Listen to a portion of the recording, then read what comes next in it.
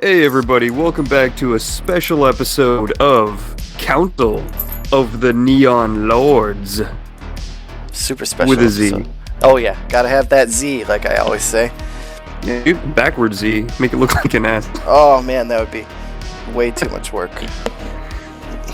You just type an S. Touche. Alright, so today we are going to be looking through the OG set quick start rules. Yeah? Yep. The Kickstarter backer exclusive rules. So these are going to be a little different than the ones that are available on drive-thru right now, because I gave more content to the backers rather than just the normal Johnnies on the street. Good looking out. Yeah, I mean you gotta look out for the neon maniacs. Yeah. So the original quick start rules, right? Yeah. Can we talk about that a little bit? It is what exactly? So basically everything within this PDF is everything you need to run a game, minus the adventure that used to be with it. Last Outpost on the Left has been taken out because it's under construction for the actual book, because it's gonna be like expanded upon and shit added to it and all that good stuff. So you have pretty much everything you need for an actual game. It's just missing like details on certain stuff. Yeah. Like, for example, the War Wizard spells I think only go up to level 3 in the quick start rules, and then in the main book they go up to level 9. Okay. And like obviously, like monsters, there's like hundreds and hundreds of monsters. Well, not hundreds and hundreds, hundreds of monsters in the main book, and I don't even know how many are in this, honestly. A couple dozen. Yeah, maybe 20 or so. It's bad, man. It's bad. Yeah, it's still So, not bad. I would say one of the uses and advantages of having a healthy quick start rule set would be bringing new players into the fold without having to get them to read the whole ass textbook, right? Yeah, basically it's to and generally get people excited for the main core rulebook, and then just kind of get people on board of what the actual game is and how it's gonna look layout design wise, rather than just what is it, like just text only Google Docs that sometimes get put out and stuff. This is for sure not a text-only Google Doc. This has got some of the most gorgeous art I've ever seen. Yeah, it definitely is coming along quite swimmingly, I must say. Indeed. So let's crack this bad boy open. Alright, yeah. So, I mean, off the rip skers, we got this awesome Mustafa cover. Got your Cosmic Barbarian, dual wielding some hammers, a War Wizard, crackling some nasty spells off, and a Night Stalker about to slash with a katana, and some gross ass mutant outlanders, what have yous, coming up a giant like staircase. And then this video cassette will melt if left in the sun sticker, which I recreated one because I didn't know like the copyright on said stickers, because there's a book out that has them all in it. So I made my own. This is not the so a caveat actually. So this is what's been put out. There's been changes, like editing has been going on to fix some of my word issues that I have, so like that's ongoing. And then the sticker, yeah.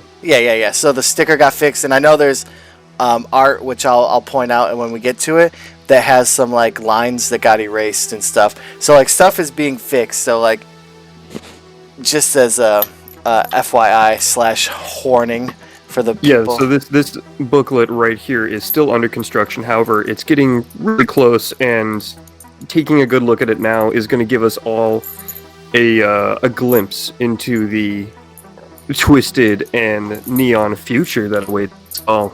Yeah, exactly. Okay. So let's crack it. There's the cover, and then we hit right into the quick start rules with a little introduction. I believe the introduction has been used everywhere. It's the same one, and then it's just a little blurb about the gnarly age and what we call post-apocalyptic cassette futurism is the genre that we put ourselves in. I think we might have talked about that in another episode. Yeah.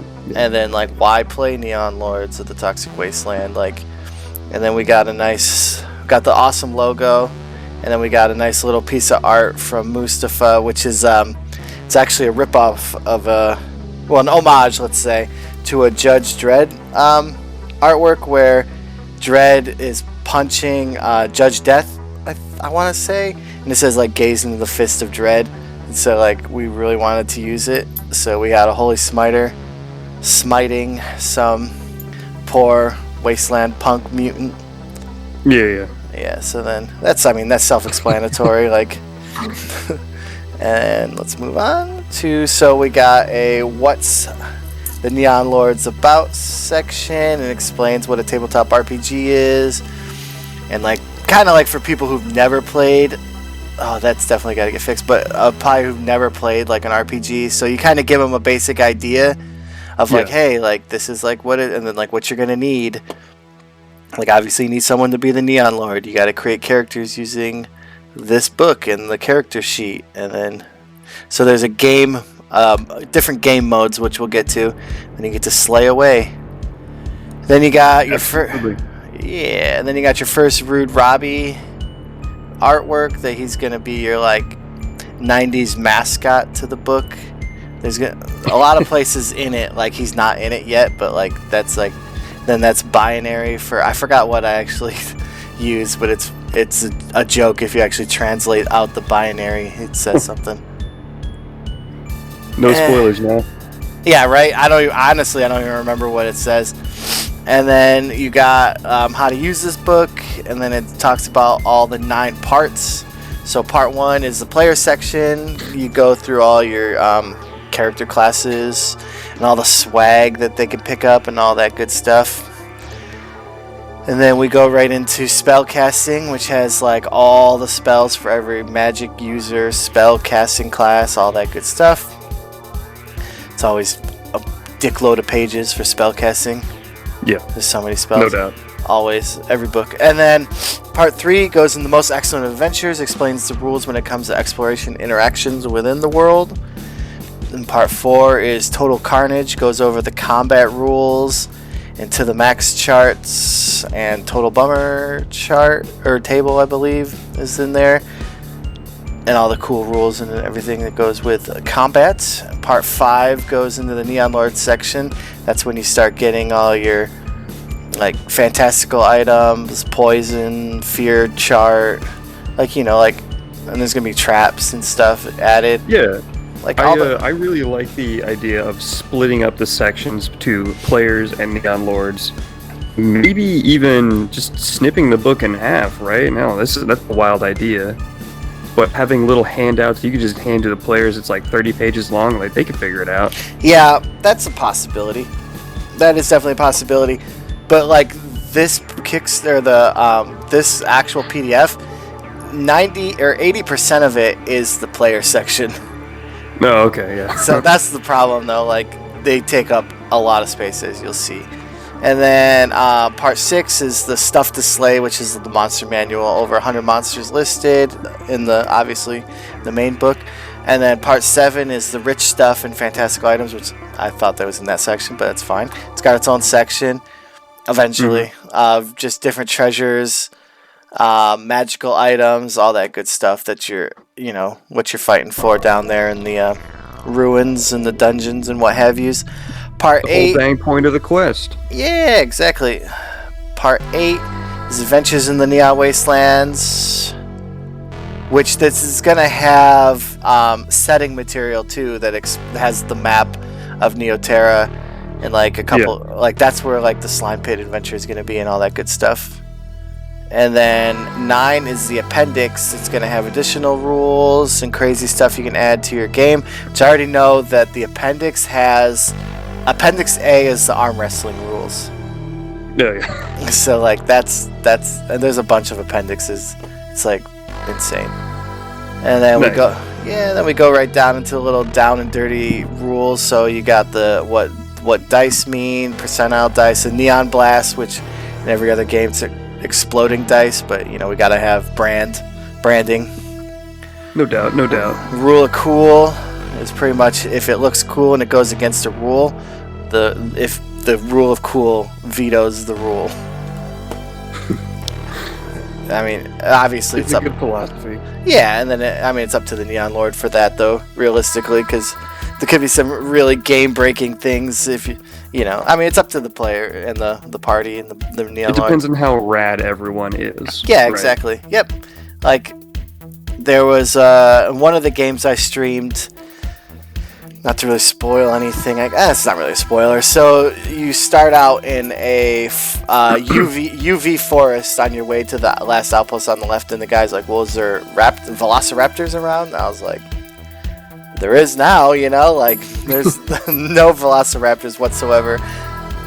But I mean, yeah, that was I feel like a good rule of cool. It's like I could have just said no, but then like that wouldn't be cool for them to go on like a mini quest to find a velociraptor to ride. Oh, there we go.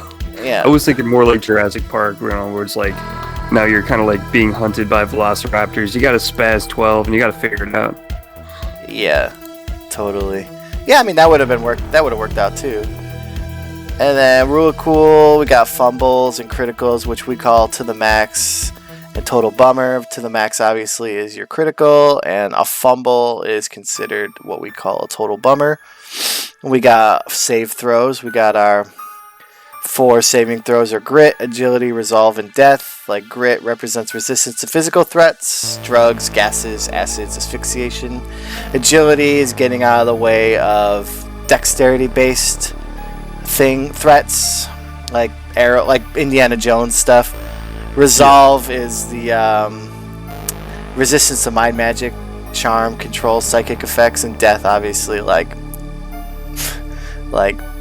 death magic, necroblades, death rays, anything with the word death in it realistically. As I read it, Not it's like, bad. okay, well, that's a little tongue-in-cheek, but yeah. So, yeah, and then we go right into the player section. We got our usual suspects homage poster with a Heather, Cyberskin, Dwarfling, the computer guy. I can't think of his name. Skulljammer. And the Skulljammer chilling all up in his feels with his kicks on. And then we got the Brutacorn. giving the old flipperino. I dig it. Yeah, and then we go on page 7 here, a little blurb about, being a barf bag, getting your team together, building your character. Then 8 easy steps to get your character made. And then just try not to die. And then we get right into, obviously this is get cleaned up. This art is not going to be there. That's just a placeholder. I just thought the Super Soaker was cool. Yeah. And then obviously this is going to get blurbed up a little bit more. Hang on. Item to add to the game. Super Soaker full of like radioactive piss. Yeah, Super Soaker full. There's actually, that actually works out. There's a monster called the Super Soaker, but he uses a Super Soaker filled with drugs to shoot in your eyes and make you go crazy and hallucinate and what have you. But I knew a guy like that. Really? Yeah, he went to music festivals a lot. Oh yeah, like Bonnaroo and stuff. Pretty much. Or Burning Man. Stuff like that, Yeah, but I will. We can add. I mean, we can have a neon piss variant. Yeah, there we go. I'm writing it down because I can't pull up my Google Doc that I usually use for us because I don't know how that would affect this setup. That's fine. So then, you talk about Neon Lord's Grace, where if you roll up your attributes down the line. So you roll 3d6 for burliness, 3d6 for prowess. Then you get to swap once. It's not like a plug and play type situation where it's like, oh, I gotta 18 in burly, or like 18, I'm gonna put it in my burliness. Like, you get to do that once, and then if your character like really sucks that bad, you can what's called the Neon Lord's Grace, where you can destroy the character sheet, sacrifice it to the Chaos Gods, and then gain 1d4 to the ability score of your choice on the next roll up. And then you gain that much in your sleeves ability as well. Oh yeah, because like, you know, you're straight up sacrificing one beautiful, unique character for power. Yeah, exactly. So yeah, and then the burliness art, like, obviously you can't read that, so that's gonna get changed. Oh, excuse me. I was planning on changing it from the get-go. I just haven't really got around to it. I kind of liked it for a little bit, but it's really hard to read with the tiger stripe. It's all good. And then you got your burliness. This has got to get cleaned up a lot, like more. I don't know what's the word. This is all work in progress. It's okay. You know, we're gonna.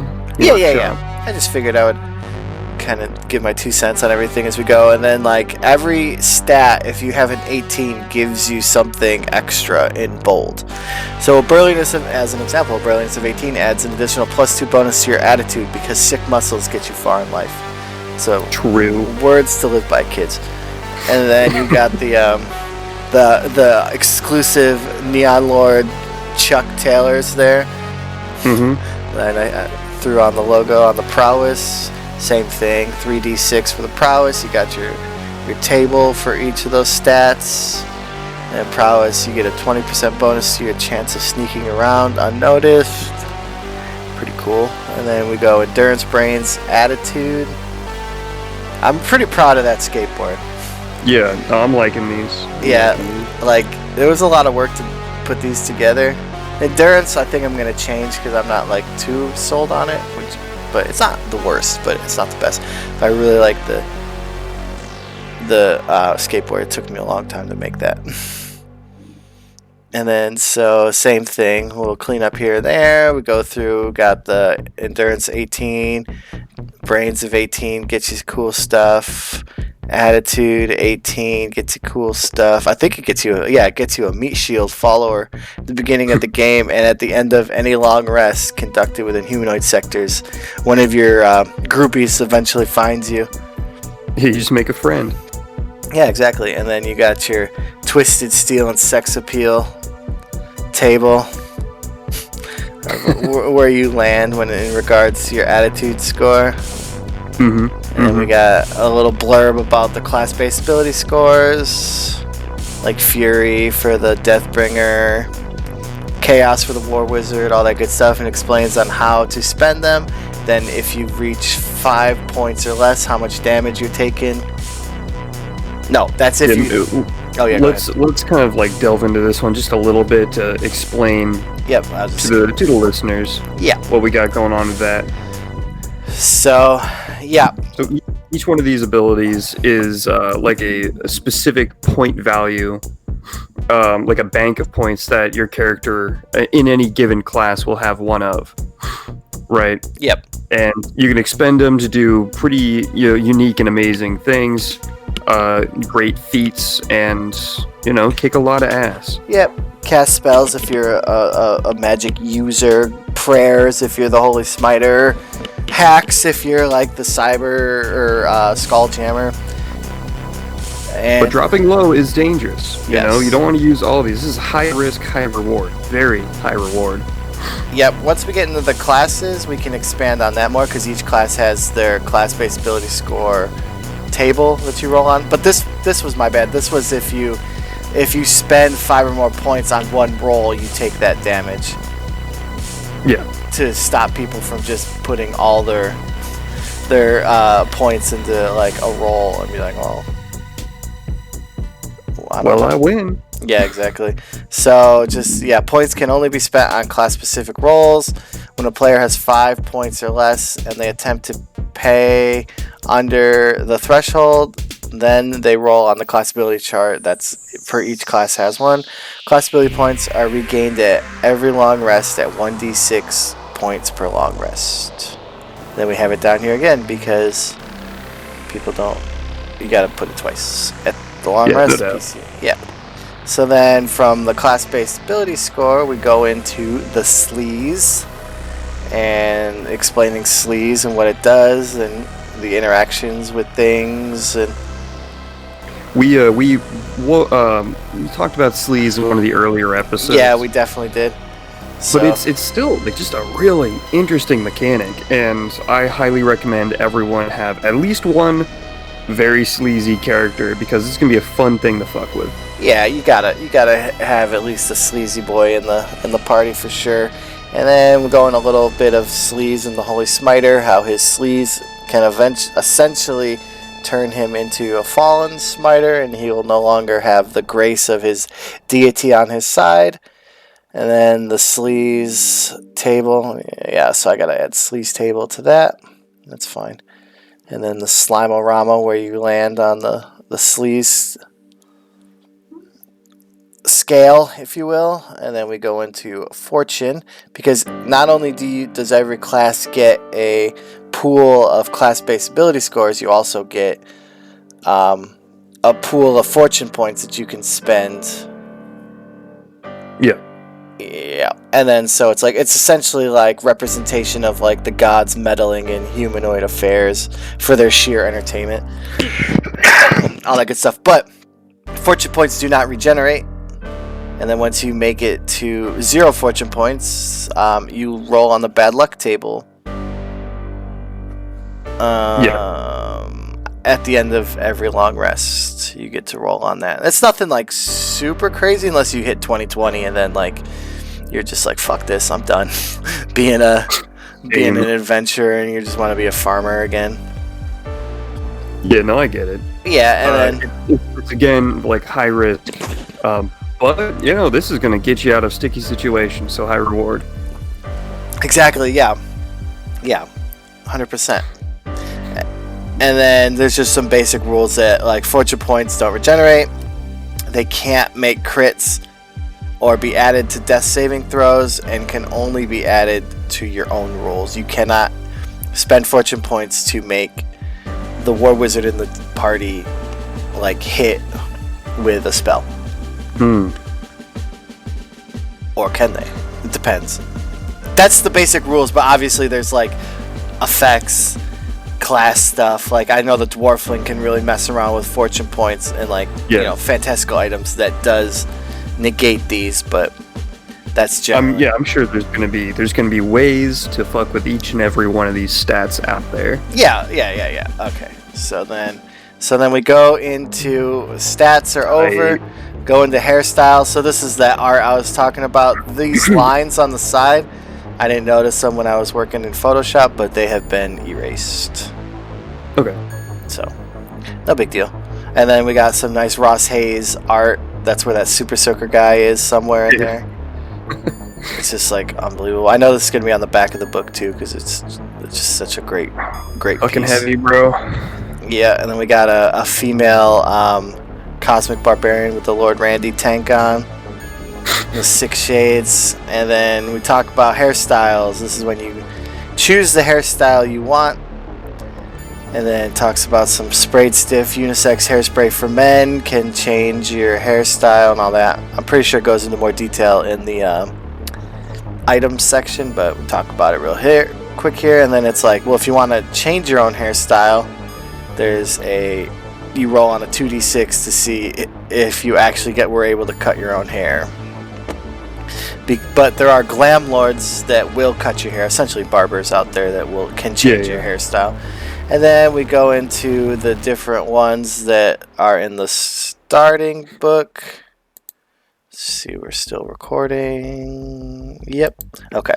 And then there's 22 different hairstyles to start with. Go from the pompadour, synth weave, Motley Dew. I know we talked offline in depth about a ton of hairstyles, but this is what we came up with just to start with. And then we have, how many would you say like on deck right now? Jesus, like a lot, like double, a good amount, enough for a zine. Yeah, so that's pretty much like the ones that didn't make this book are definitely hitting the zine, the official Neon Lord zine, which is called Cash and Prizes eventually. Will be out there. Yep, and then we got the House Party, Mountain Man, blah, blah, blah, blah. So each hairstyle gives your character an effect. So let's go off number 7 over here, the Ice Ice. Adds +3 to your sleeves, but it's ninja approved, and then ninja stars deal an additional 1 damage if you rock the Ice Ice. This is simple. Yeah, and then like the Pompadour is a +2 to attitude, and you can use your hair to find true north, which actually helped in a game a lot. They definitely needed to find true north to that one stuck. Yeah, I mean, a lot of them, I liked a lot of them, but some of them were hard. Excuse me, to kind of figure out to keep it within this. So, but we'll get to them. We'll get to all of them. Yeah, and then the Prince Adam, I love that face, that doofy face. And Prince Adam. The artist here is just incredible. It does them all. Yeah, Mustafa did all this too. That's number 9. I think looks just like him. Oh, yeah. Yeah, I told him, but he doesn't think so. But yeah, so then we go right like from there. I think I need a break, like a cut, to go from hairstyles maybe to the Brutal. I don't know. I'd have to see what the book looks like. So then we get into the classes. And then, so you get a little blurb about the class. This one just happened. Oh, well, first you get the name, and then you get like a cool little, like half bicorn, half machine, all attitude for the Bruticorn. A little blurb about outcasts of the bicorn gangs of the wastelands. They're like mechanically modified after like gang wars.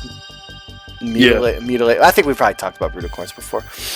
And then you get into, off the first page, you automatically, every class, you get the nitty gritty. You get the hit points, how fast they move, weapons and armor they start with, or weapons and armors that they can use with caveats and all that stuff, and then starting equipment. So Bruticorn will get a 1d10 hit point for every level. Base movement 40 feet, and then he cannot wear anything non-magical. If non-magical armor is worn, they suffer a -5 penalty to their AC. Non-magical rippers, it's a short sword, and bigger size-wise cannot be wielded by a Bruticorn. Instead, they enjoy shotguns, mega blasters, and switchblades. Loud booms make the Bruticorn happy. Down and dirty. And then the leather jacket vest, which is magical studded leather armor, you automatically get. You get an OG shotgun, a switchblade, glorious mane haircut. This is actually the only class that has one that you could start with, but if you get to the glorious mane, it just helps with your mythical, I don't know. And then they always have their starting gold here too. And then you get into, so the rival gangs of the Wastelands were the Punk Brewmeisters and the Danzas Destroyers. Then you can choose which one you came from, and that gains you.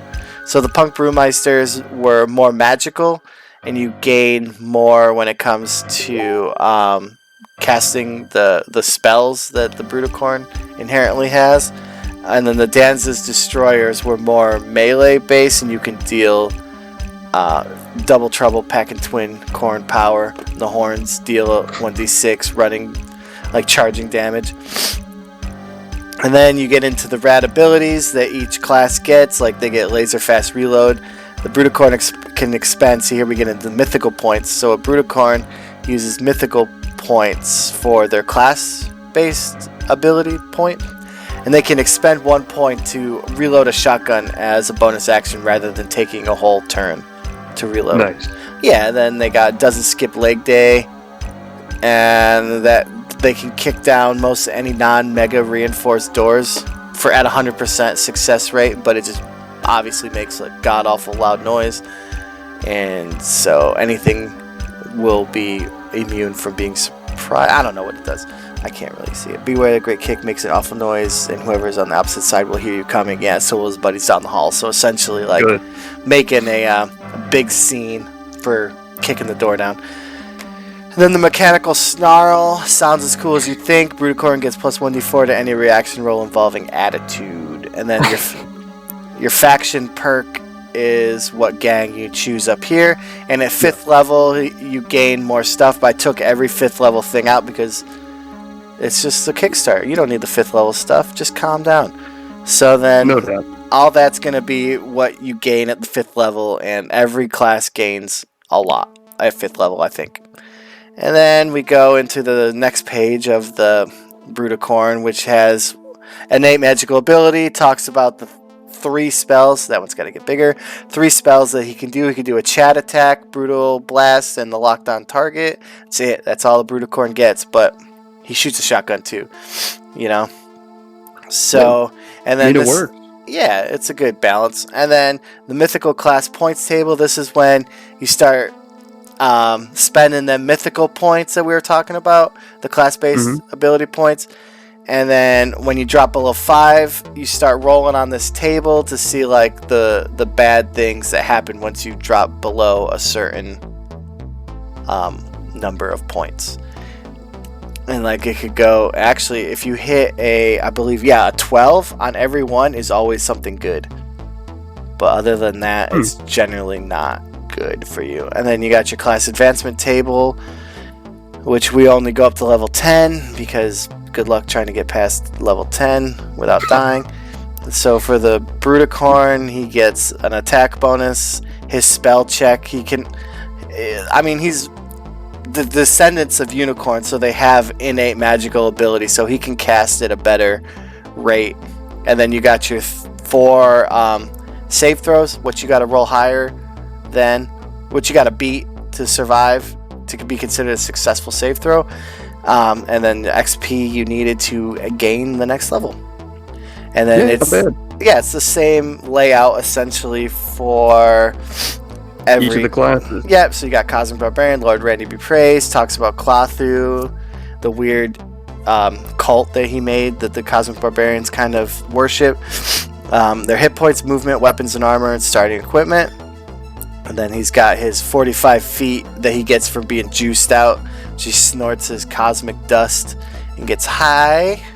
And then rad abilities, he's got dual wielding, and it's got a little blurb about the dual wielding rules. Technophobia, Cosmic Barbarians cannot use any type of alien or elaborate weapons, armor, technology, pretty much down to your basic melee weapons.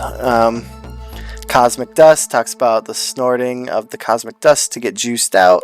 A couple more cool, his class ability points table, his advancement table, and then some cool Diogo artwork for Cosmic Barbarian. And then where his 5th level stuff goes. We got the Cyber Skin, Can't Stop Progress, talks about them. They all look like Reagan. They're normal stuff. And his trinkets. I think we went over the trinkets, right? Yeah. So the calculator referred to his mother. I think you came up with that one. Yeah, I remember that one. Yeah, and then mixtape called My Summer Love, game cartridge called Hyper, and then a Gleaming Cube, digital conscious tape of an unknown cyber skin named Bush, and a strange Xeno egg you have become a parent figure to. And then his rad abilities, and how the Ram class is completely different. That's got to get fixed down there. How he doesn't take, so hit points wise, they don't take damage, they don't have hit points, they take damage to their primary ability scores of burliness, brains, and agility. So if you take 3 damage, you can take off a burliness, take off a brains, and take off an agility. And that's how, and any of those go to 0, then they blow up. Yeah. If that makes any sense. I don't know, that was kind of a weird explanation. So you take stat damage instead of health damage. Yeah, exactly. Yep, and then they have their own thing, the blah blah blah, and then their class advancement table. Oh, there he is, okay. And then, but their class advancement table is different. So, Cyberskins don't level up like their living counterparts, but rather they upgrade with augmentations they can add to their cyber bodies. When a Cyberskin levels up, choose one option from beefy, hand-to-hand, or shooting. Milestones are given in addition to the choice on their appropriate level. So, you get to level 5, and you get +3 to hit and attack, and you can choose between getting Tough Skin, a Force Shield, or Rapid Fire. And then your save. This is a really interesting class. Yeah, like I really like this class. Somebody was just playtesting it. They were telling me that it worked out like awesome. And then and then you get to the higher stuff. You get the Xenocryst skull. Xenocryst is a crystal substance that makes things harder, lighter, and sharper. It's like a mineral on an alien planet that they import. And then actually, like a Xenocryst skull, I think you're immune. I can't see because of all this garbage. I think you can move these, right? Yeah. No, that one you can. That one you cannot. I know. I want to say you're immune to crits. Like they can't. I mean, you got a Xenocryst skull. You can't be critted on. Pretty sure. And then you got your meat-seeking sights, your uber mecha fist, dual-wielding shotguns, your unhackable Reaper initiative, like good stuff, good solid stuff. And then it's got all the augmentation descriptions and a nice battle damage cyber skin by Diogo right here. Then we get into the Deathbringer. All men fear death, and I shall bring two of them to it. He's your straight up fighter class. I feel bad for the Deathbringer because he's the first class I ever made and he's the most basic bitch class, which sucks. I'm working on him. I wanna I mean, he does have a favorite dagger with an engraved dragon on the blade for finishing off the wounded, but I want to make him better. Hashtag make Deathbringers great again. Okay. We'll get there. And then I know I added, so their red abilities, if it bleeds, he crits on a 19 or 20. That's not the worst. And it's too dangerous to go alone, so he chooses his starting mundane melee weapon. Not the worst. Gets the thrill of the kill. He, essentially basks in the onslaught that he's created, and he gains hit points back from the fallen opponents. This really needs to get cleaned up. I don't know why that Meat NATO is all messed up. But the Meat NATO, he essentially unleashes a frenzy of attacks to lower creatures of 1 hit dice or less.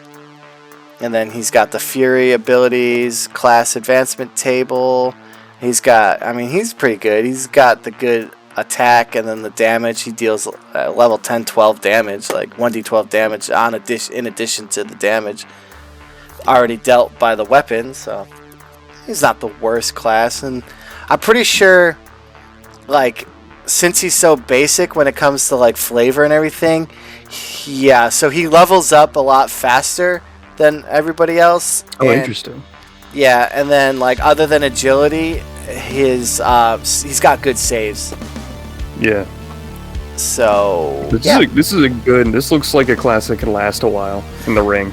Oh, Deathbringer, yeah. He's beefy, and he gets 1d12 hit points. I believe that is the highest hit points a class can get.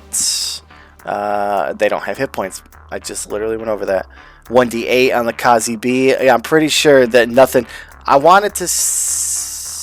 Well, we'll find out. I'm pretty sure... And then... God damn it. I'm pretty sure he is the only one that has a 1d12 as I go through. And then we got the Dwarfling. And then Moose is... that gentleman looks familiar for some reason. This guy? Yeah. He looks like Macho Man Randy Savage. Yes, sir. You were just being sarcastic.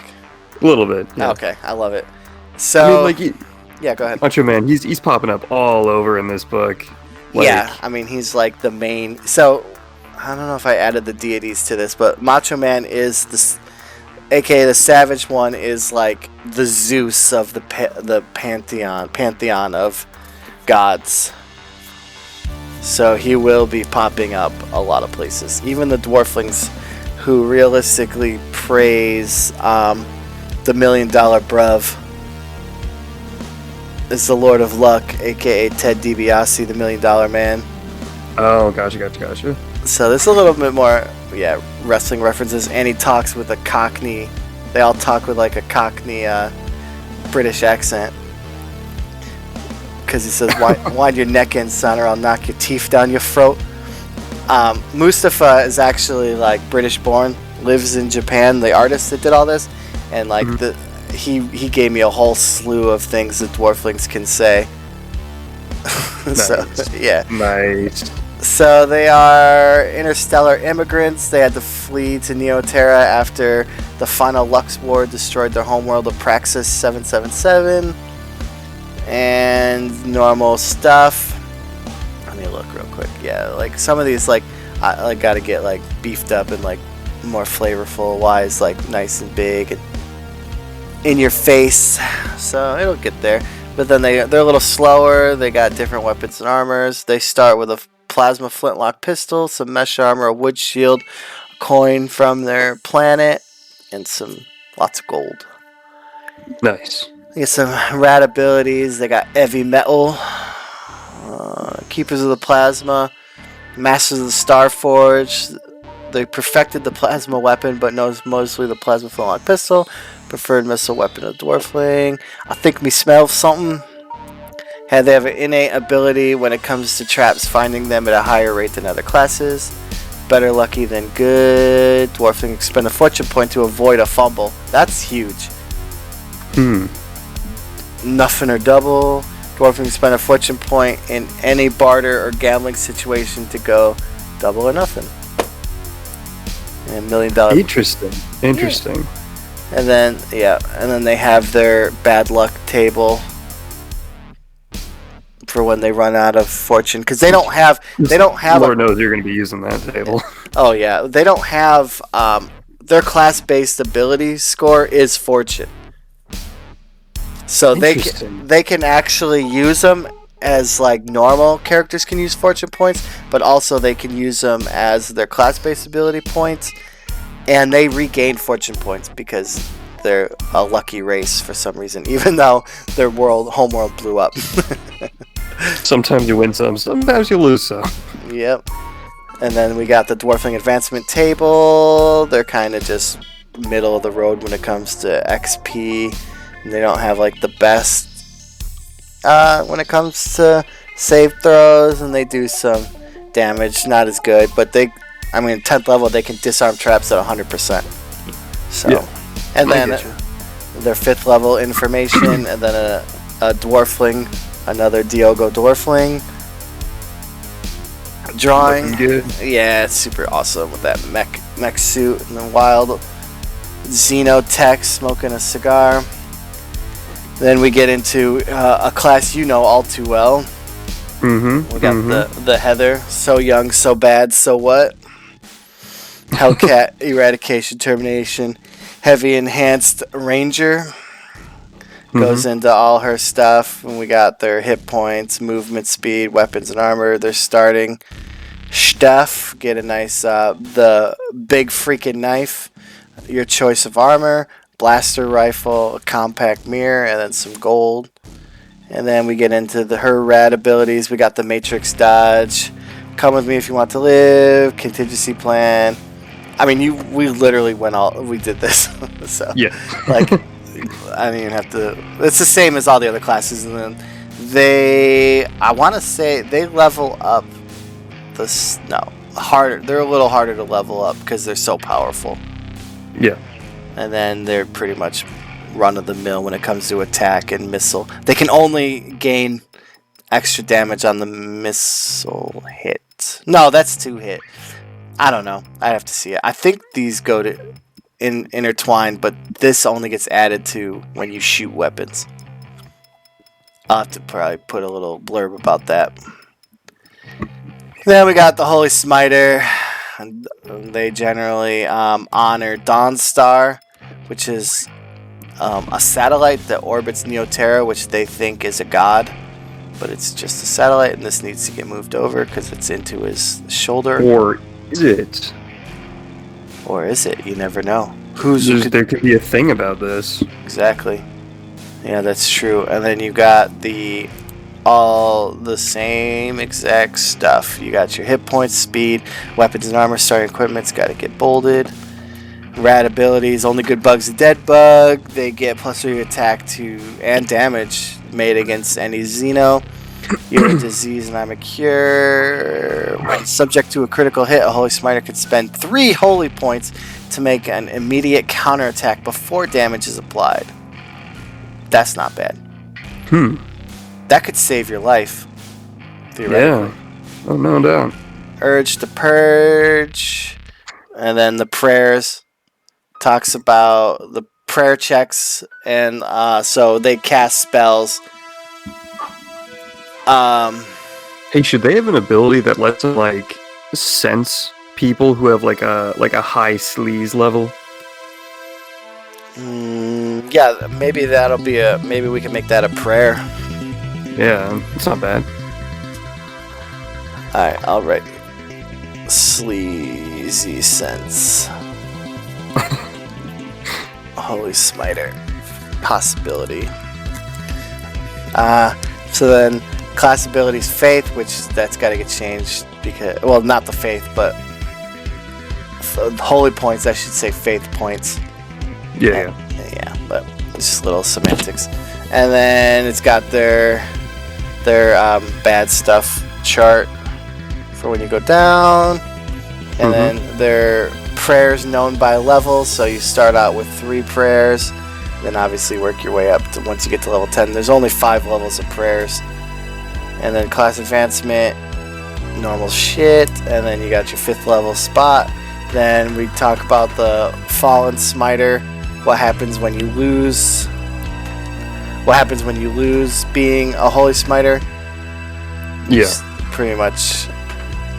I think it's cool how it is, but there's gonna be lots more stuff. There's actually some abilities that you can use to spend all that sleaze on. Oh, interesting. Yeah, that's actually like in the works. I didn't want to put it in here yet, but yeah. So that's either a road to redemption, or perhaps furthering your path down, I guess, sin. Yep, exactly. Yep. So that's kind of split. This is probably gonna get moved over here, but that's the Holy Smiter done up by Moose. Very like traditional cleric looking paladin dude. I love it. It's so great. Oh, yeah. It's got the Dawnstar logo on the hammer. And then we get into the Night Stalker, some of the greatest art. I step on necks. Yeah, I don't step on toes, I step on necks. That's actually from a Chuck Norris movie. Nice. Yeah. Nice. So then it talks about the dojos. They are obsessed with Chuck Norris, so everything is about the secret art of Chuck. And then pretty much lone wolves and all that other whatever. It's in there. If you want it, read it.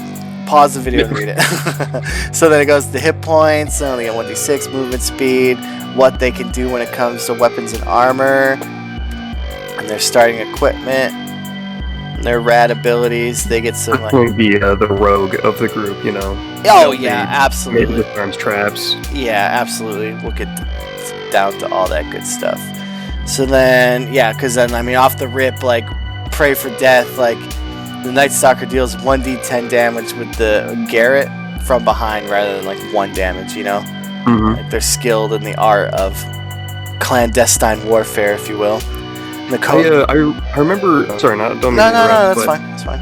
I remember the older editions of D&D having like a stealth expert in your party was it was really big deal, especially in the dungeon crawls. You know, you need someone to scout ahead to just kind of like look in the rooms, be like, yeah, this is a good one, or no, this ain't a good one. Yeah, you definitely need that reconnaissance for sure, and the Night Stalker fills that void because then when you get down to like all the stuff he can do. I mean, we got like the Cobra Strike, Silent Rage, Shadow Strike. And then we get to like he can pick pockets, disarm traps. Oh, pick locks. I can't read. Pick locks, disarm traps, pick pockets, shadow walk, climb sheer surfaces. It's got your stealth mode, and he can hear better. So anyone can stop and listen in a 1 in 6 chance, but off the rip, the Night Stalker listens at a 2 in 6 chance. There it is. Yeah. And then stealth class points table. What happens when you start losing all that stealthiness? And then his class advancement table. Oh, which has to get fixed because I gotta figure that out.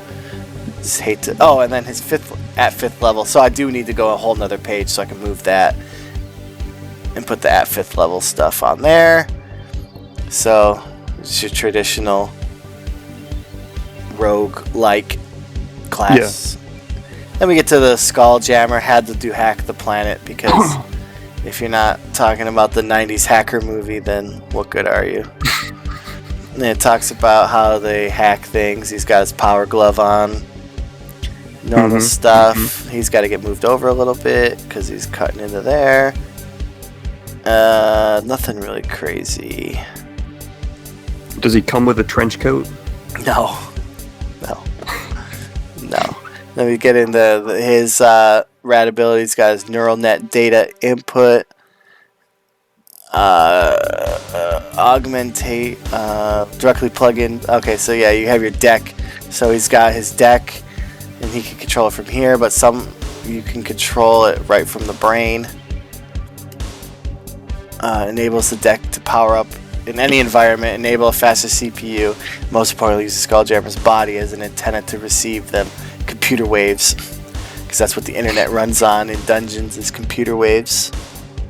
No doubt. And then we get into hack checks, which is his form of casting spells. Wait. If the computer net runs on waves, then surfing the net Exactly. it's got a different connotation. Yeah, of course. I made that on purpose. Not at all. Not bad. I didn't. I don't know. I was reading something somewhere about like what people thought, or like I don't know, some nonsensical like technology thing that somebody made up for a cartoon or something in the 80s and computer waves, and I was like, yep, that sounds like technology that makes absolutely no sense. I love it. Nice. Yeah. So then we get into the hacking table. What happens when you lose your hacking ability or points? And then we get into his advancements. He is weak, obviously. His hack check goes great, and then mediocre when it comes to this. He levels up pretty well, but I mean, he can't really attack. You know, he's solely dependent on them hacks. Yeah. And then this 5 levels of hacks. You start out with 3, of course. Pretty much standard for any class. Then we're going to get into the data tapes, drives, and decks. Everything runs off of data tapes in the drives and decks, all that good stuff. We got Star Spawn. It's a mysterious group of aliens from unknown galaxies. Their purpose on Neoterra is questionable. We don't know if they're friends or foes yet, but they're in the party. And then you got your normal hit points. They're a little beefier than a war wizard. Starts at 1d4. They get a little boost, a little normal movement, what they can, weapons, armor, starting equipment. They definitely need a little bit more. I didn't realize that they poor guy only gets a melee weapon and some chainmail. I'll have to give him something. A little boost, and then his rad abilities are, psychic manifestations. They cast spells, air quotes, by manifesting their innate psychic abilities from their race of weird xeno, I don't know, alien bug creature things. And then they have a wealth of knowledge about xenotech, so they kind of have that. Then we got a little hidden agenda. This is where it gets spicy. So, true nature of the Star Spawn and why they're in the fact Neoterra XX, anyone's guess. This is representing Star Spawns to the max table, which we'll get to. So, the manifestation is targeting an ally, and the check is a critical success, and the roll on the table affects the ally in a negative way, which some of them can. They take the effect. Like, you could screw over your party as a Star Spawn, but of course, it's to show the duality and possible malicious intent of the Star Spawn. But I mean, obviously, if you don't want to play it like that, if you're a good Star Spawn or whatever you want to be, just ignore the hidden agenda. But it makes for spicier games. Interesting. Yeah. Interesting. You talk with your DM before you betray your party, always. Yeah, but just as a rule of thumb, I would bring that up and be like, hey, check it out, I'm gonna be a Star Spawn. We all know, blah blah blah. So then we get into their mind games. Spend a point to alter the outcome of any reaction table by 1, kind of like a Jedi mind trick. And then their class ability is Psychic, and then all of their normal hoopla, how many manifestations they know, and obviously 3 off the rip, and they have like no good attack. Their psychic checks are really good. They go down to like pretty much auto casting by 10. Nice. Yeah, and I know their resolve save is phenomenal. They get down to 9, but so does their grit. Grit and resolve are good. Obviously, agility and death aren't like the best, and they level up like normal. And then we get into the War Wizard, the John Campos War Wizard. He's got his fanny pack, his cool pentagram high tops on, and his Hell yeah. Yeah, homeboy's like killing it. And then it goes into a little Sir Zaxxon, a Holy Smiter quote about watching a War Wizard melt the face off of a goblin. It talks about slaves or masters of mankind, but a slave to the darkness. It talks to them 1d4 hit points, their weapon and armor. They can't really do anything other than cast. And then their starting equipment, rad abilities, where you get your demonic patronage of a demon lord, and your chaos conduit, which is like would be his chaos conduit. It's like the whatever Implement. Yeah, so then like that's how he can channel chaos and expend chaos points through it to do a 1d4 plus brains worth of damage. And if you run out of spells, you can shoot pure chaos through your chaos conduit. Okay. Yeah. Is that raw, unfiltered magic? Yep. And then great power, you can sacrifice all your chaos points towards one roll, and it's an auto crit. Heavy. Death Growl, once he gets to 0 hit points, you can spend 2 chaos points to gain 1 to go up to 1 hit point instead of dying. He needs it. I've actually been in a few games where the Death Growls come in. Chaos table, what happens when you lose all them sweet chaos points. His advancement table levels up like anybody else. Has like next to nothing for melee attacks, obviously. But he starts with 4 spells plus a spell granted by their Demon Lord. So generally, you roll a d20 to determine what Demon Lord chooses you, like wants to give you the power, and then you gain their signature spell too. So you get 4 off the rip, and then 1 signature spell. Nice. Yep. So that's a good amount of fucking tricks in your pocket, bro. For the War Wizard. Yeah. Yeah, he's a glass cannon. I mean, yeah. you could start the game with 1 hit point. You know, so it used to be like when the first game, they started with 1d4 minus 1 hit point, so you could die off the rip. Oh. So that's heavy. Yeah, and then it was 1d6 minus 2 to make up that 4, but you did have the chance of dying, just straight up dying. Yeah. But yeah, so then we get into the fresh to death. Hang on, allow me just 1 second. I gotta take a piss. Yeah, that's fine. We'll take a break.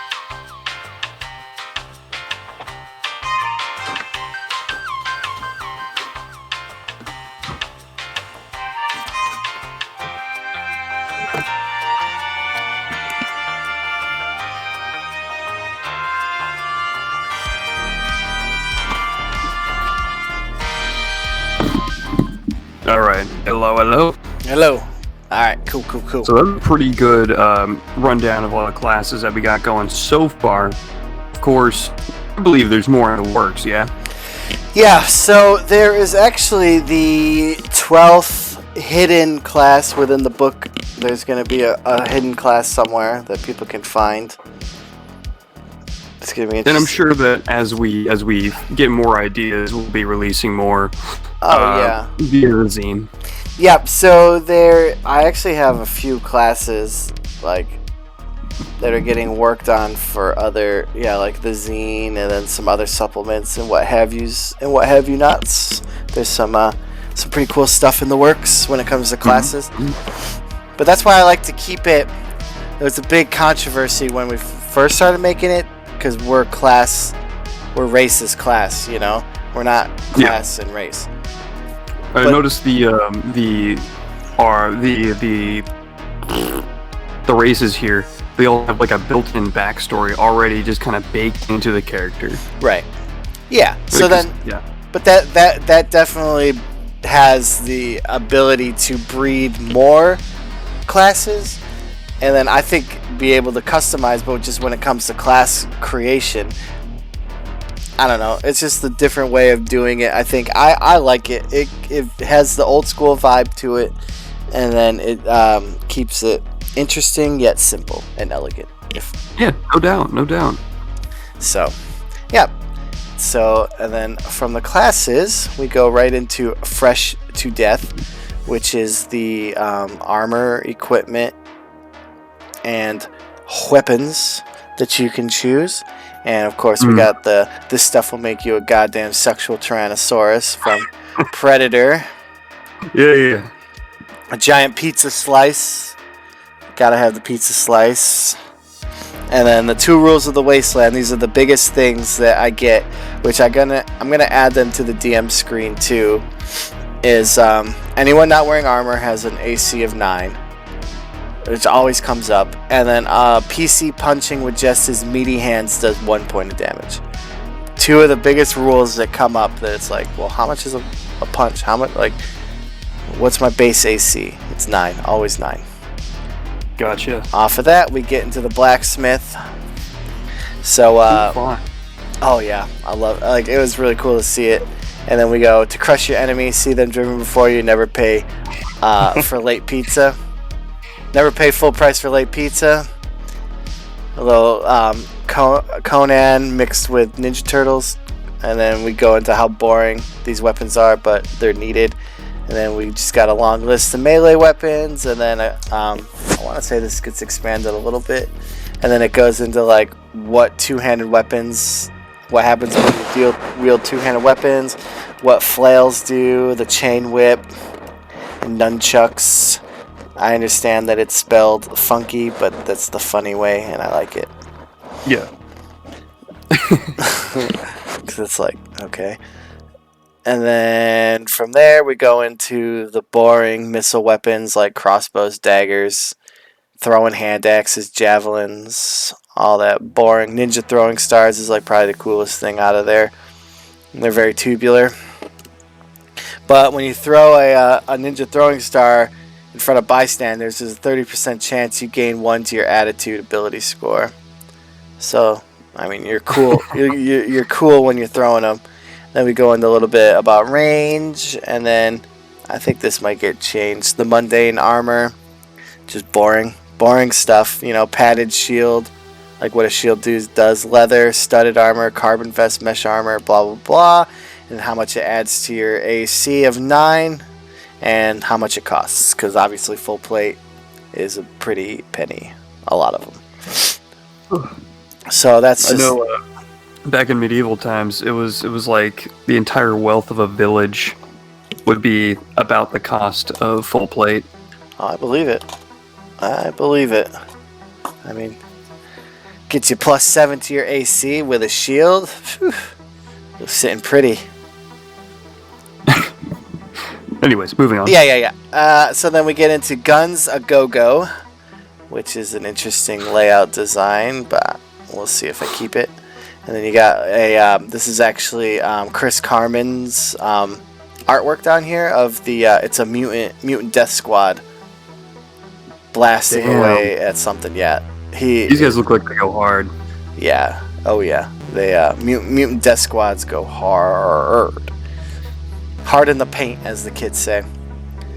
So then we get into a description of what is going on with guns, critical hits and firearms. How if you are like obviously not a Heather class, but if you're wielding a gun and you crit, you don't go to a crit table or to the max chart. You just deals a headshot and double damage, because I mean a firearm is pretty lethal as it is. You don't need like additional. Obviously, ignore it if your class dictates. And I mean, it's up to you realistically. If it's like, well, the dwarfling does have a plasma pistol too, and I would roll, and whatever is cooler, go with it. You know what I'm saying? Yeah, I see it. But generally, as a rule of thumb, if you're shooting a weapon and you to the max with a firearm, it deals double damage. And then if you roll a 1, obviously it's a total bummer, and you go to the firearms total bummer chart. Like, I mean, you can shoot yourself, automatically hits a random target, jams, you know, your typical fumbling with a weapon. And don't forget that each attack phase has additional sweet moves you could do. Yep, thank you for reminding me, book, because no one ever remembers that. We'll get into that once we get down there. And then we got, you know, your blaster rifle, Death Viper, Filthy Herald, all different kinds of awesome firearms you can use. You got the Sleazy Blaster that deals 1d6 vile and sleazy damage. Interesting. Yeah, we'll get to that, the description of the next page. And then the Mac Daddy. So, I mean, you know, what you call it, Mac 10, Mac 11, whatever. And then Max 69. Ha! Got him. And then the Sleazy Blaster from unknown parts of the galaxy. When fired, the round deals vile damage and also adds a +2 to the target's sleaze score if applicable. Vile damage is they roll on the mutation chart. I want to say minor mutation chart. I'd have to double check. But that's fucked up. Yeah, it just mutates them. And then we get into the Hollywood ammo rule. So every weapon that shoots ammo has unlimited ammo in the game. There's like no ammo counting unless obviously you want to. But as a rule, so when you go to round capacity, like the Sleazy Blaster, you go 6 turns and then you have to reload, and then that's like the downfall. Then you have to spend a turn reloading. Yeah, it makes sense. Yeah, so then like obviously the Death Viper, I think is going to have to take 2 turns to reload because it deals a lot of damage. But that's a whole other thing. But yeah, so the Hollywood ammo rule is a real cool full effect. Guns in Hollywood never run out of bullets, so why should they in Neoterra, you know? So every gun is assumed to have ample ammo. The round capacity is used to track when the action to reload is necessary. Pretty basic stuff. And then this is actually already supplemented with the grenade rules and different grenades, not the Mustafa drawing of a barbecued the guy getting barbecued. So all that good stuff. And then a great simple description of how a flamethrower work. Yeah. Unfortunately, obviously that's going to get moved to a different spot in the book, but yeah, like in the main document, this is all about nades, as we call them. Gotcha. Yep. So then we get into Bixby's One-Stop Death Shop. So that's a Chris Carmen's Bixby Snyder art for the book. Unbelievable stuff. This guy is like insane when it comes to art. You saw the president, right? The latest. I did. Yeah. Yeah, he drew the president too. Like fucking A. Yeah, he's like phenomenal. I can't say. I don't know what I'm trying to say. He's insane, and nobody ever uses him, and he's like one of the best artists out there, hands down. But anyway, so Bixby Snyder runs the one-stop shops. They're essentially 7-Elevens for like Death dealing badass. Yep, so it's Bixby's one-stop shops are everywhere in the humanoid sectors. Every settlement has one. They are filled to the brim with all the accoutrements every red-blooded adventurer wants, from every Glug-Chug flavor to the weapons of carnage needed to survive 5 minutes in the wastelands. I got you for 3 minutes. I should put that instead. That'd be funny. A little Spider-Man reference. Bixby's known to even carry a fantastical item or two behind the counter. All you gotta do is ask. And then it talks about the items he's got for sale, the percentage chance of fantastical items that they have behind the counter, and then what are you selling, because Uncle Bixby's buying. He will buy stuff at 50% of the value in every item, take it or leave it. Then we get into items are sold, and obviously I'd buy that for $1, and it goes into descriptions of each of the items you can buy. You know, we got the fanny packs, the gas masks, the Sluggo brand neon apple snack flavored pie, sprayed stiff unisex hairspray for men, Old Glory bandana, Randy's meat snacks, lactoplasm, high octane freedom potions, all the good stuff you'd expect. Very, very nice. I dig it. Yeah, jellied meat treat brand jelly meat in a can, Blastoid candy chunks, Glug-Chug, of course, and then the gas mask. I actually like is a good example. Of course, why do I always pick stuff that's like at the bottom? So it talks about a relic used to combat the minions of the flatulent pits during the scratch and sniff wars. It's like already like boom, we already gotta build scratch and sniff war stuff now just from a little blurb about a gas mask. And then trash water sold there for some reason. It's made by street trash and other homeless people. It's like prison hooch. And Vitality 6, of course, like the main way to gain hit points back. And then we go from the items to the super sick shades of like obviously attitudes, everything. So why wouldn't you not wear like sunglasses to accessorize that class? So we got the 6 shades and Piper's magic shades, which are a fantastical item. There may only be 1 pair in existence, so obviously you can't just buy those. Hasta la vistas. 1, 2, 3, 4, 5, 6, 7, 8, 9, 10, 11. I think there might be 1 more added. Yeah, I think there's another one added in the main book. Because, I mean, we got the Morpheus shades. Yeah, didn't we workshop like 4 or 5? Yeah, we did. We definitely workshopped more than what's here. So that's why I'm pretty sure they'll show up later. It's yeah. That's the best part is like when we have like a list of all the additional items that we can just keep pumping them away in other supplemental materials. Oh yeah.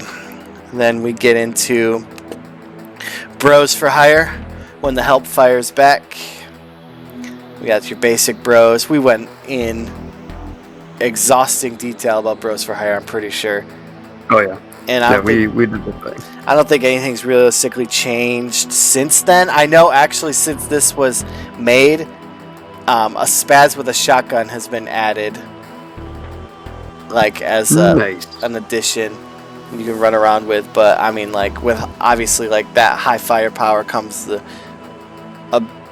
chance that he could just turn on you and shoot the whole party with a shotgun.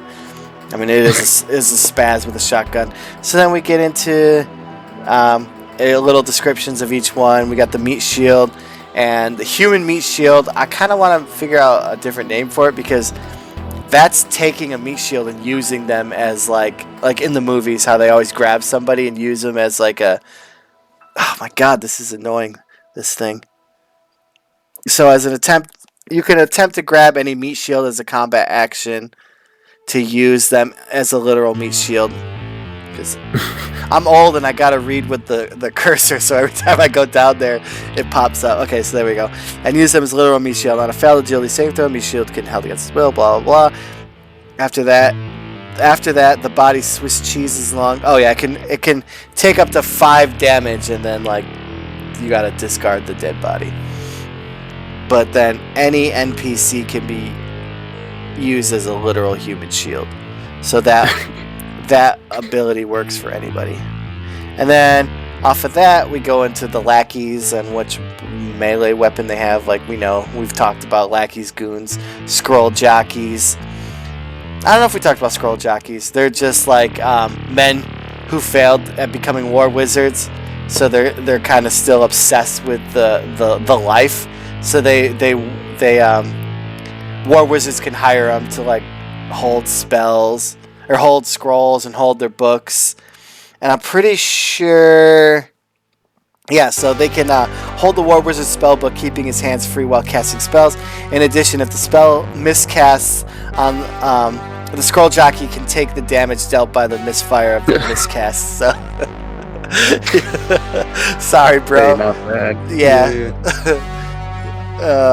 And they wield no weapons. And then hey, it pays to have like evil minions for your fucking nasty ass war wizard. Yeah, exactly. Like he's not going to take the risk of getting spell misfires.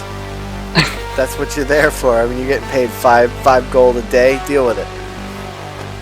So from the basic bros, we get a little more. We got the archer.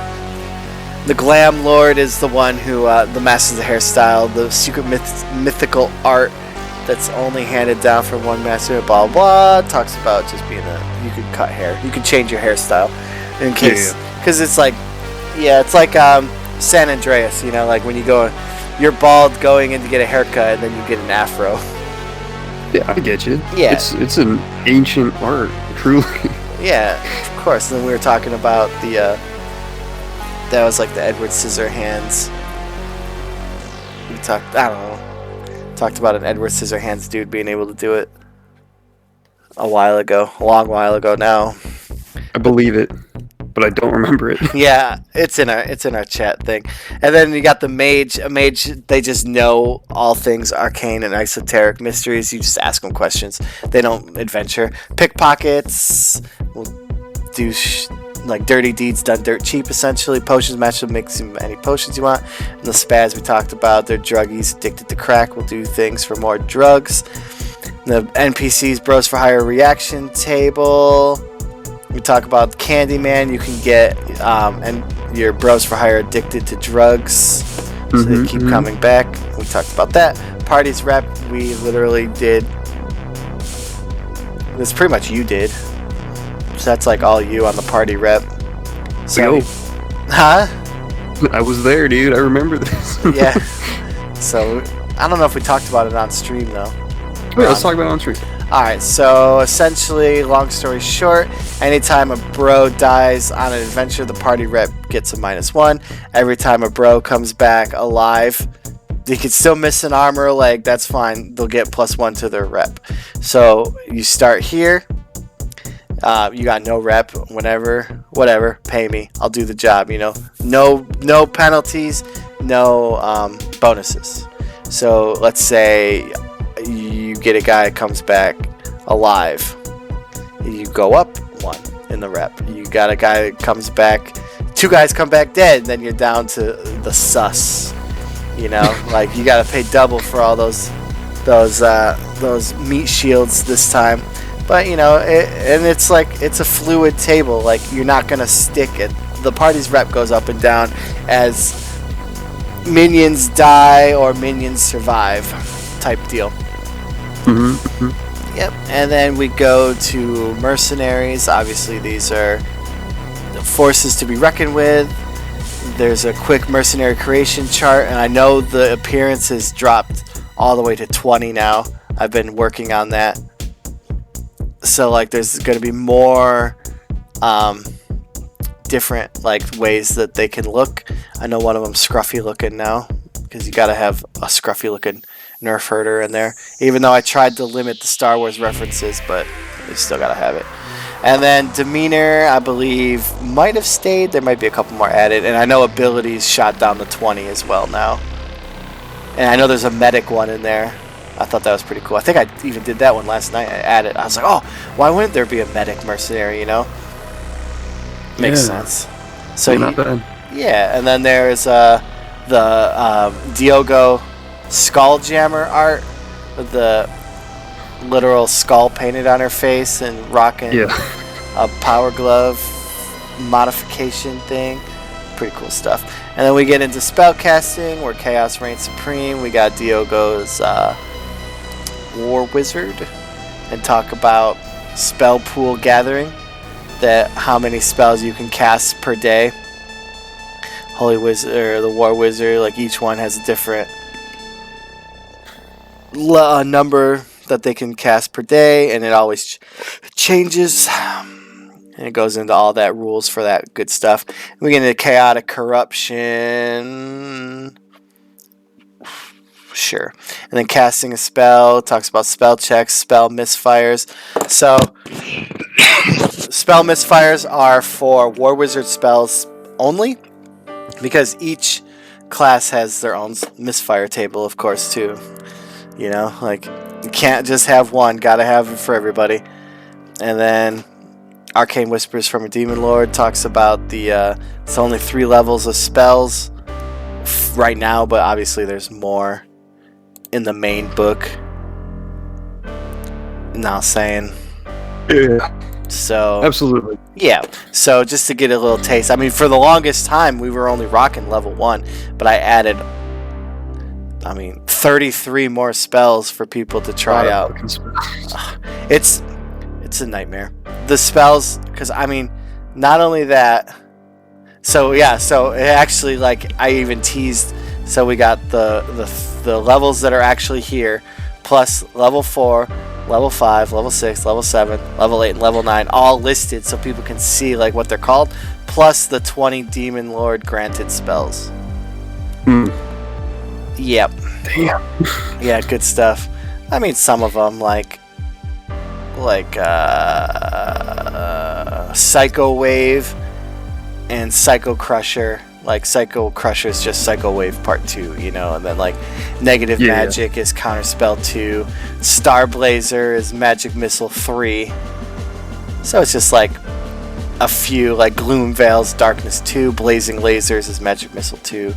Hey, that's not bad that they once you find a spell that works, it's good that you can kind of like ride that spell to higher levels. Yeah. And it's still. Yeah, even some spells still scale with level, even at the lower levels. I can't think of them off the top of my head, but there's a few. And then we just go through all the War Wizard spell descriptions. Pretty standard stuff. This obviously is not going to be there.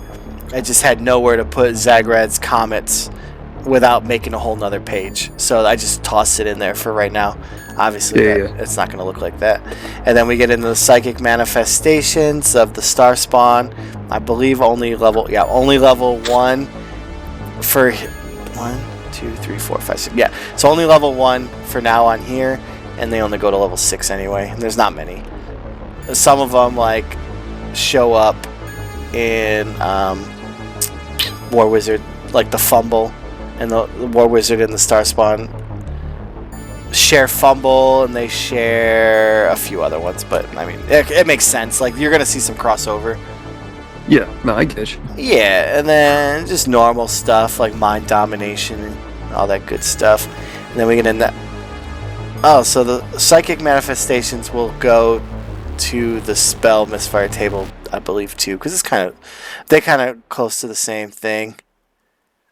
And then hacking, the hack total bummer table, like what happens if you roll a 1 on a hack.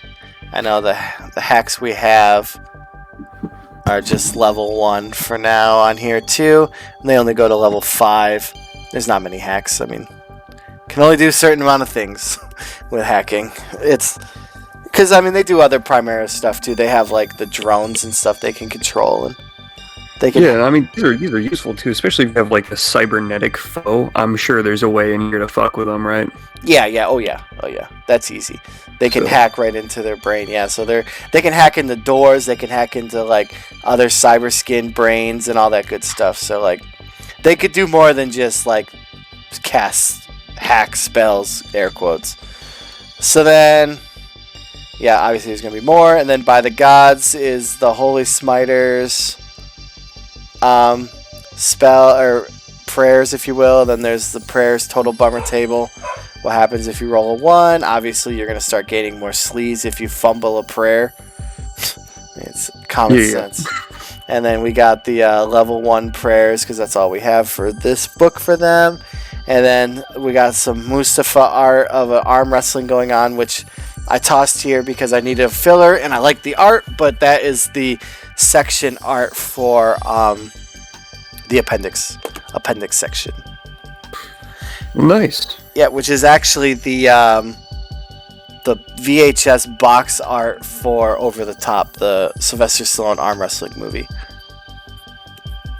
If you go back, it's like it's that. There's a weird dude like holding up a bottle and all that. And then we get into the most excellent of adventures, which it goes over time, movement, minimal skill checking, resting. You know, adventuring is super lame, short rest, and then long rest, light and darkness. There's stuff that's got to get added here. There was just like a whole weird... I took it out, moved it, but then like had to add more stuff. So it'll look more, obviously, better once it's made. Then we get into ways humanoids can see in the dark. Like why, like if you have no light in the dark, what happens if you're just a torch, a lantern, Stay Bright brand chem sticks. Get into types of unnatural sight, like infravision, smell-o-vision, meat-vision, true sight. Yeah, smell-o-vision makes sense. Yeah, and then I know where that's from. Meat vision. That is a hilarious way to put it. Yeah, I mean, heat vision, meat vision, it all works out. Same thing, right? Yeah, exactly. And then we get into doors, because, you know, doors locked by non-magical means, magically locked doors, hacking electronically locked doors, secret doors, breaking doors, hearing noises, traps and how to spot them, and go into experience points, how experience points are handed out. You get 1 XP per gold, but like it's a party, so the party XP pool. So once all the adventure's over, XP's all counted up. That's the base number of XP the party has gained. And then the party itself determines how the XP split. Oh, interesting. Yep, and if they have a problem and there's like some babies in there, then the Neon Lord steps in and then he decides who gets it. Or nobody gets it type deal. Which, I mean, it all depends on your party, but generally like when we play, they evenly split it. Yeah. But it helps out too because it's that old school way of gaining experience that not every class gains experience at the same rate. So you could toss more to the ones that need more to level up. That's primarily why I did it. Yeah, no, it makes sense. Like if you work together as a party, split the rewards in a smart way, you could really start coming out on top. Yeah, exactly. And then we got carrying slots and encumbrance. So each class has a base amount of junk they can carry, and it's measured in slots. So like a sword is 1 slot. A big sword is 2 slots. You see, like it's an arbitrary way of making it up rather than like figuring out weight. Yeah. So it's like a knight's or a war wizard has 6 slots because he can put stuff in a pocket dimension, you know, like he had like, and then like fighting classes can't carry as much because they have to actually fight. Like, and a Night Stalker only can carry 1 thing outside of a bag or a fanny pack because he has to be nimble. You know, it's like just stuff like that. Yeah, makes sense. Yeah, like I know there was like a little bit of confusion when it came to the carrying slots, so I kind of like beefed up like an explanation and I put an example. Like Kilocybin, a cosmic barbarian, starts out with 2 slots in which he can carry additional items. He equips a heavy ruck, which enables him to now carry 17 slots because a heavy ruck has 15 slots. Yeah. Yeah, right here. But at the same time, you can't really be fighting in a heavy ruck. You got to drop it at the first sign of trouble. Yeah, exactly. So then that's kind of where we're at. I'm pretty sure there's going to be some more rules as they come up for Most Excellent Adventures. Nothing really too crazy. We kind of pretty much covered all the bases that I can think of. Then we get into Total Carnage. This is the combat section. Never bring a slasher to a blaster fight. And it has a nice ugly paragraph of an example of combat, which I'm not a huge fan of, but I really feel like you kind of need one. And a nice Ross Hayes art of the Crom bat held by a it's like, it's not doing it justice there. I might put something else there because that art needs to get fully displayed. I want to see the rest of that image. I keep getting drawn to like this siege little thing that's at the bottom of the page. I'm loving it. I'll send it over to you so you can see the whole thing. Because there is a lot more to it than just that. I think that was the first one Ross Hayes did for us. I know he did three combat images. I don't know. I'd have to go back and look. I know he did the Heather art too. But nice. Yeah, so then we go into time and combat. Phases make turns and turns make rounds, because phases, turns, and rounds, like, I kind of like try to simplify it more. Standard. Yeah. Does this. Yeah. Yep, but then we're a little different to where there's an order to where everything has to go. I know, like, old school D&D does it this way, like BX rules, but we do it kind of different. So you check if either side surprised. Each side rolls initiative 1d6, and whoever gets it gets it. And then the highest initiative goes first, and then there's a conditions check phase, which is added. I added that recently. We'll get into that in a second. And then movement goes. So whoever rolled initiative first moves first, and then the other side moves. And then whoever rolled initiative, their missile attack phase happens. Then the opposite, then the enemy's missile attack, vice versa. Then spells are cast, then melee. Then single-handed weapons and two-handed weapons. And once each side's resolved all movement and actions, then it goes to the top. So the big difference, the conditions check phase is fast. There's nothing really happens other than some conditions, spells, and other effects go from round to round. The saves are rolled and damage is dealt during this phase. So, like, if you have to make a save, like asphyxiation, like at the start of each turn, you have to roll. That's when you do it in the conditions check phase.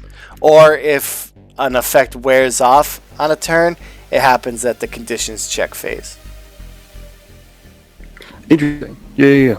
Yeah, it's just like, you know, we have a clear, simple order of things to follow in combat, and if you do it, it should roll pretty quickly. Yeah, I put it there for ease of, like, ruling this out too. Yeah, understanding too, because people will be like, well, like, is it at the beginning of the turn? Is it at the end of the turn? It's like, well, yeah, it's technically at the beginning of the turn, because this is all stuff that gets checked too. So it's the final check. It's during your untap phase, bro. Just untap it. Yeah, it totally. I mean, that's pretty much where I got it from. But I get you. Yeah, I mean, but it's like, why not? It's a solid game mechanic. Why not? Absolutely. Like, every game uses dice. Yeah, exactly. So we go into, like, movement phase, like what you can do, like in the combat movements. You can watch this, bro. You know, you can throw a dagger-sized weapon while making the movement, but, like, obviously there's a penalty, and that's like, you can do that as combat movement is your action, you know. And then beat feet, you can move double their movement speed, like in essentially like retreating type thing. And then we get in the missile attack phase, and then shooting into melee. What happens if a buddy's fighting a mutant? Like, what happens to the shot if you don't, aim properly and all that good stuff. And then we get back into critical hits and firearms. Reiterate that again in this spot. And then some extra actions like aim, get on the ground, like aiming better, like prone. And then spellcasting phase. I wanted to, it was like the only one that did not have an additional action you could do during that phase, so I added ritual casting, a spell, so magic users can essentially cast any spell as a ritual, and it even applies to Skulljammers. So it's a more deliberate, direct way to cast a spell. So it takes a whole turn to add more potency to it, essentially. So then we go to melee attack phase, and of course there's a billion different additional melee actions you can make, like all in, dodge, dip, duck, dive. I got your 6, rage, seal, deflect, grit your teeth, coup de grace type stuff, and then nice Diogo Bruticorn. And then scoring a critical hit or fumble, we talk about that a little bit. Damage and dying. Pretty sure that says game over, man. It's game over in binary underneath it. Pretty much normal stuff. Successful. So once you get to 0 hit points, you make a death save throw. And that's your last ditch effort. If you fail it, you die. If you survive it, you're unconscious. Makes sense. Yep. Pretty much. I like it. Yep. And then total bummer. So this is if you roll a 1, this is what happens. Your total bummer, and then we go through the Diogo cover right here for the to the max charts, and then we burn through every single to the max chart. Which you don't even have to go into full detail. That's if you roll a 20 on your to hit, and then we have the Star Spawn War Wizard Skulljammer melee to the max chart, because obviously if a War Wizard is bonking someone over the head with a staff, it's not going to be amplified by cosmic rays. You know what I'm saying? So, he bonks him over the head with his staff. He smashes his knuckles, and he drops a weapon. You know what I'm saying? This is a little D10 chart. Nothing crazy. I think the highest it goes is dealing additional 2d4 damage. Nothing insane, because obviously a Star Spawn War Wizard Skulljammer in melee is not going to do what a Deathbringer Lord Randy's Judgment eviscerates his enemy on a 20. You know what I'm saying? They just don't have the power, so they get stuck with this little chart. But I mean, that's fine. They shouldn't be even. That's even a bonus. They're lucky they get that. Ungrateful bastards. I mean, they could sweep the leg, Johnny. It's all there. So then we got a nice little Mustafa art of a Deathbringer and a female Deathbringer. It's way shorter. And then we get into the Neon Lords section. We got Bruticorn Musta art with the Lord Randy. Loves You poster, a slice of pizza. We got whatever they're called, Bruticorn, and a Dwarfling going down a corridor. We get into the game modes. I would kind of brush. Oh, there's the flamey guy again. Kind of brushed on the game modes in the beginning. I'm not going to go all the way back because we're already at 110 pages. But yeah, in the beginning of the book, it talks about choosing how you want to start the game. You could start it vanilla, as written as rules, and then you got Saturday morning mode, which makes it a little bit easier. And then this is in character creation, roll 4d6, dropping the lowest for each stat.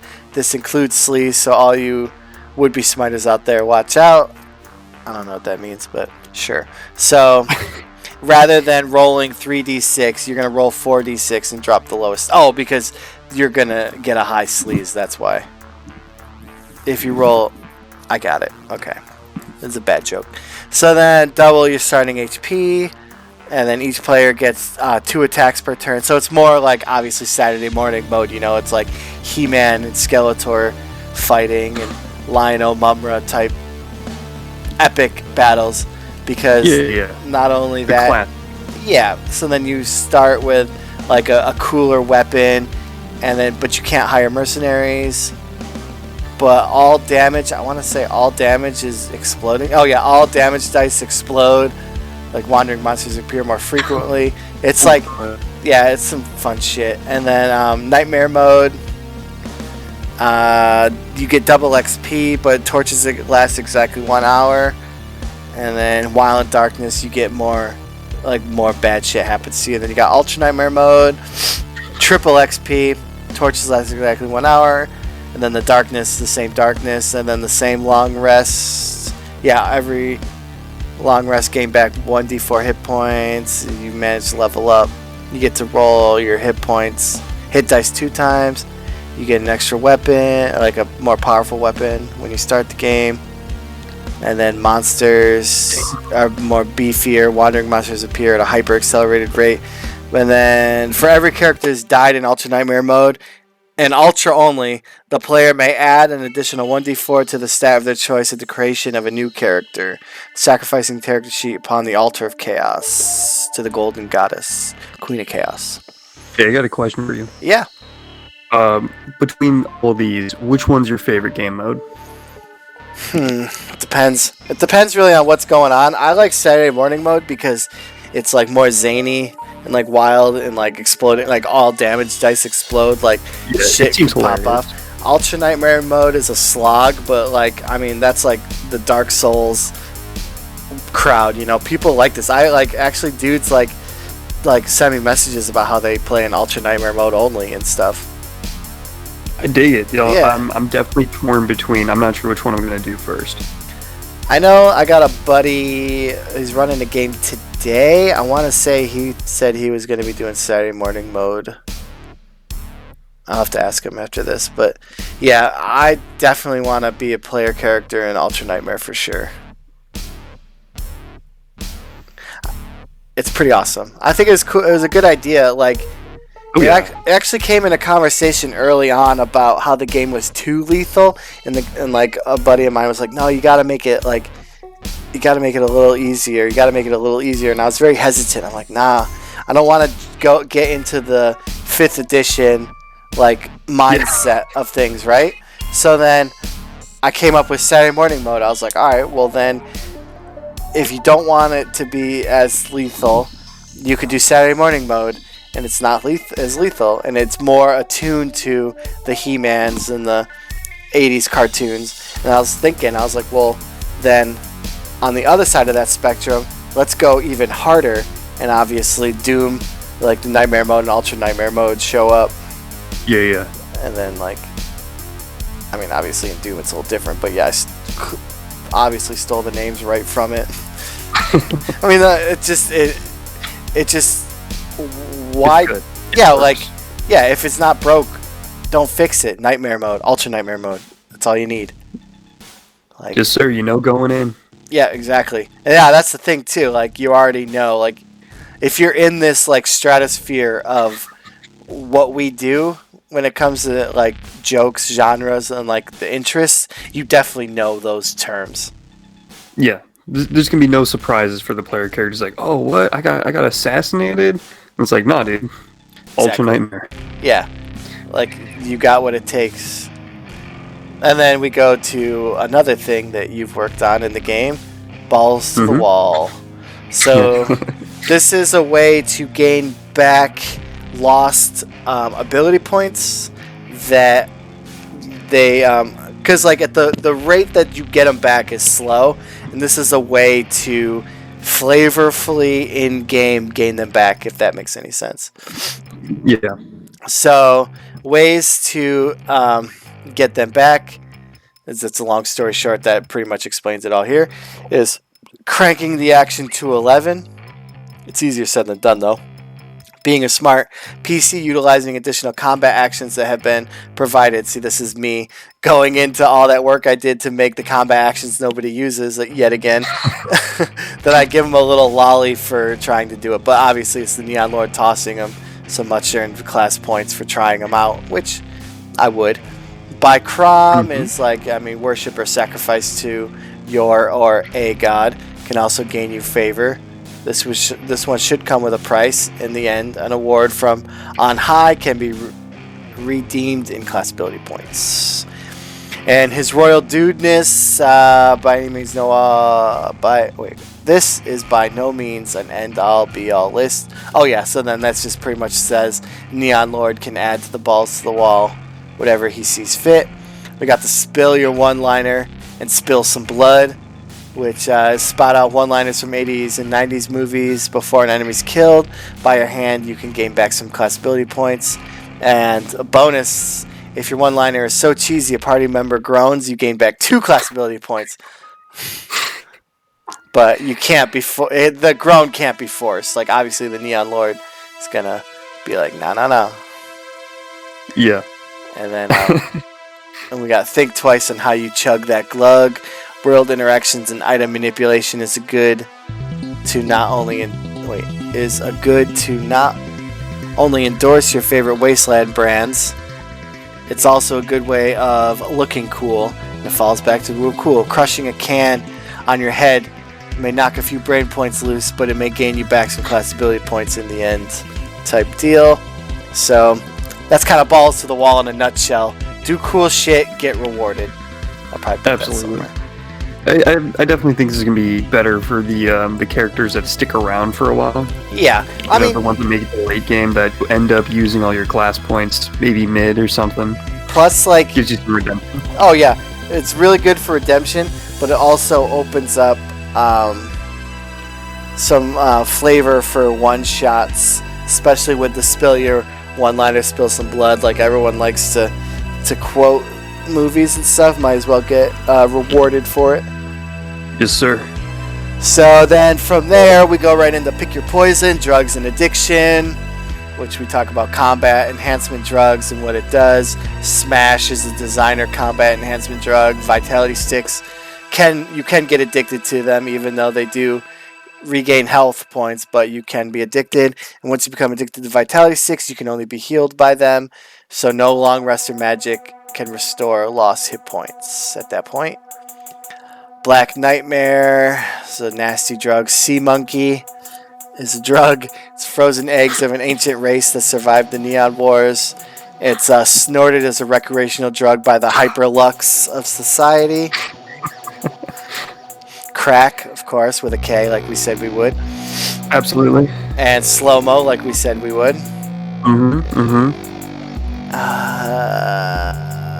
Smash, the logo for the Smash Combat Enhancement Serum. And then a little blurb. Yeah, Mustafa did that, and then I was like, yeah, that's got to be the fucking logo. It's sick. I don't know, I'd have to zoom in, but I feel like that's way too dark. Like, I think in the other one, it's a little lighter. But anyway, that's something I'll fix. So then we talk about addiction, what happens when you are addicted to something and you're not getting your fix, the penalties and stuff. And the drug effects table, what happens if like some of the drugs have to get rolled on this, what happens, some good, some bad. You could fall into bloodlust and try to murder everything around you. You could gain x-ray vision. You have some hallucinations, some psychoneurotic gaining of paranoia statuses, and then all the good stuff. Yeah, speaking of that brings us right into conditions. Like, I should have a blurb on what conditions are, but like conditions of status effects that happen to characters, such as bleeding. Obviously, you can bleed out over time. And blind, what happens if you're temporarily blinded or permanently blinded? What happens with the bloodlust if you rolled on 8? It explains it here. What happens if you get deafened, drunk, madness? So madness is interesting, and paranoia go kind of hand in hand. Well, it's a little different than fear too. Fear should be there, but obviously fear takes up a whole page on itself, so I moved it.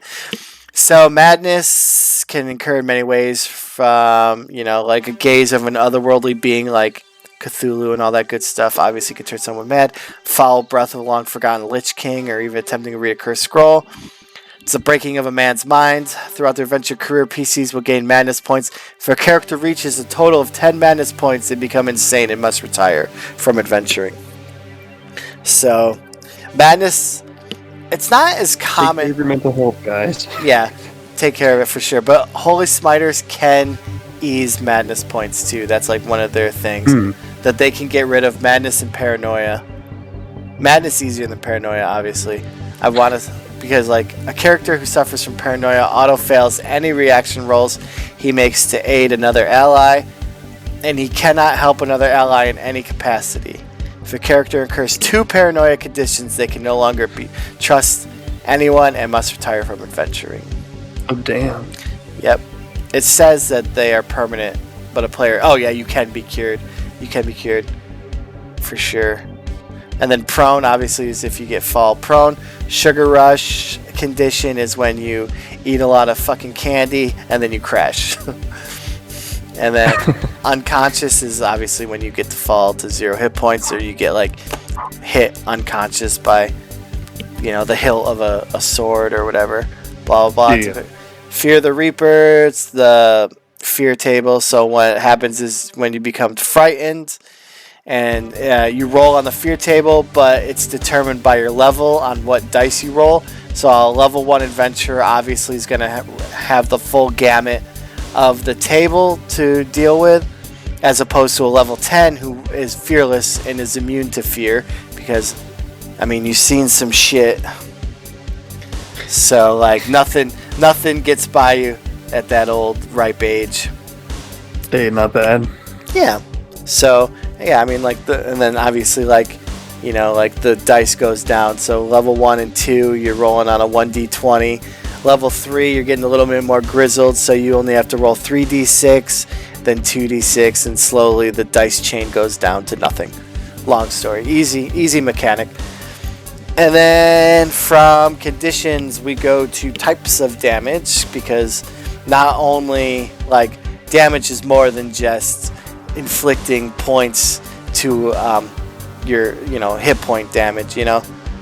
So you got acid damage, asphyxiation, bleeding, dazzling damage, which weapons with dazzling damage glitter in a gleam just bright enough to illuminate a 5-foot area.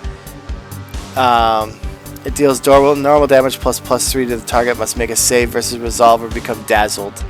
So, like, they're kind of like seeing stars, essentially, after getting hit by the dazzling weapons. And then Decrepit Touch, of course, it's at the bottom. Ability point loss damage rather than damage to the hit points. Like, we essentially, the what's that dude called? Cyber Skin. Energy Drain attacks. Oh, yeah. Yeah. Energy Drain attacks the XP, so it can knock you down levels. Yeah, it's good stuff. Extreme damage does a lot of damage, but could essentially destroy the weapon if you roll a 1. Patriotic damage.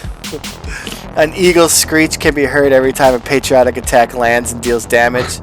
Patriotic damage also gains an additional bonus equal to the PC's attitude score modifier. Hey, not bad. Yeah, that's pretty cool. And then you got poison damage, which generally is a death save throw, but some poisons don't do a death save throw. They do their own thing, but it'll explain it in the poison itself. Scatter is not necessarily damage, but that's what happens when a weapon's thrown or dropped. And then it has a little handy-dandy 2d4 table on which way the weapon goes, and you roll 1d10 times 5 is how far it goes, type thing. Then you got spillover damage that is like trample and magic. And then weird damage is on a hit they suffer not fear, they suffer effects from the drug effects table. And vile damage is there too. I don't know why it's not showing up, but vile damage is mutates them. Didn't make the cut apparently. We got rich stuff and fantastical items. Got your champagne wishes and caviar dreams. Talks about gold, standard, gems, jewelry, humanoid teeth, and then it gets into the fantastical items of the helm of the void, extreme nacho flavored mega fizz, 2-liter Glug-Chug, the real deal Glug-Chug guzzler helm, holographic fanny pack of eternity, the Texas rattlesnake, just like random ass wild stuff. This is way expanded. It's not just one page of some random ass shit. There's like a few more pages of fantastical items you can find for sure. And then Loot the Dead Dude is just a 1d66, so two 6-sided dice, one's your 10s and one's your 5s, and then it's just what you find on a dead body. Some of them are booby trapped, and then if you find the booby trap, I feel like so every time, so 1-1, 2-2, no, that's wrong. So, or 1-1, oh, it was gonna be 1-1, 2-2, 3-3, 4-4, 5-5, and 6-6 all were booby trapped.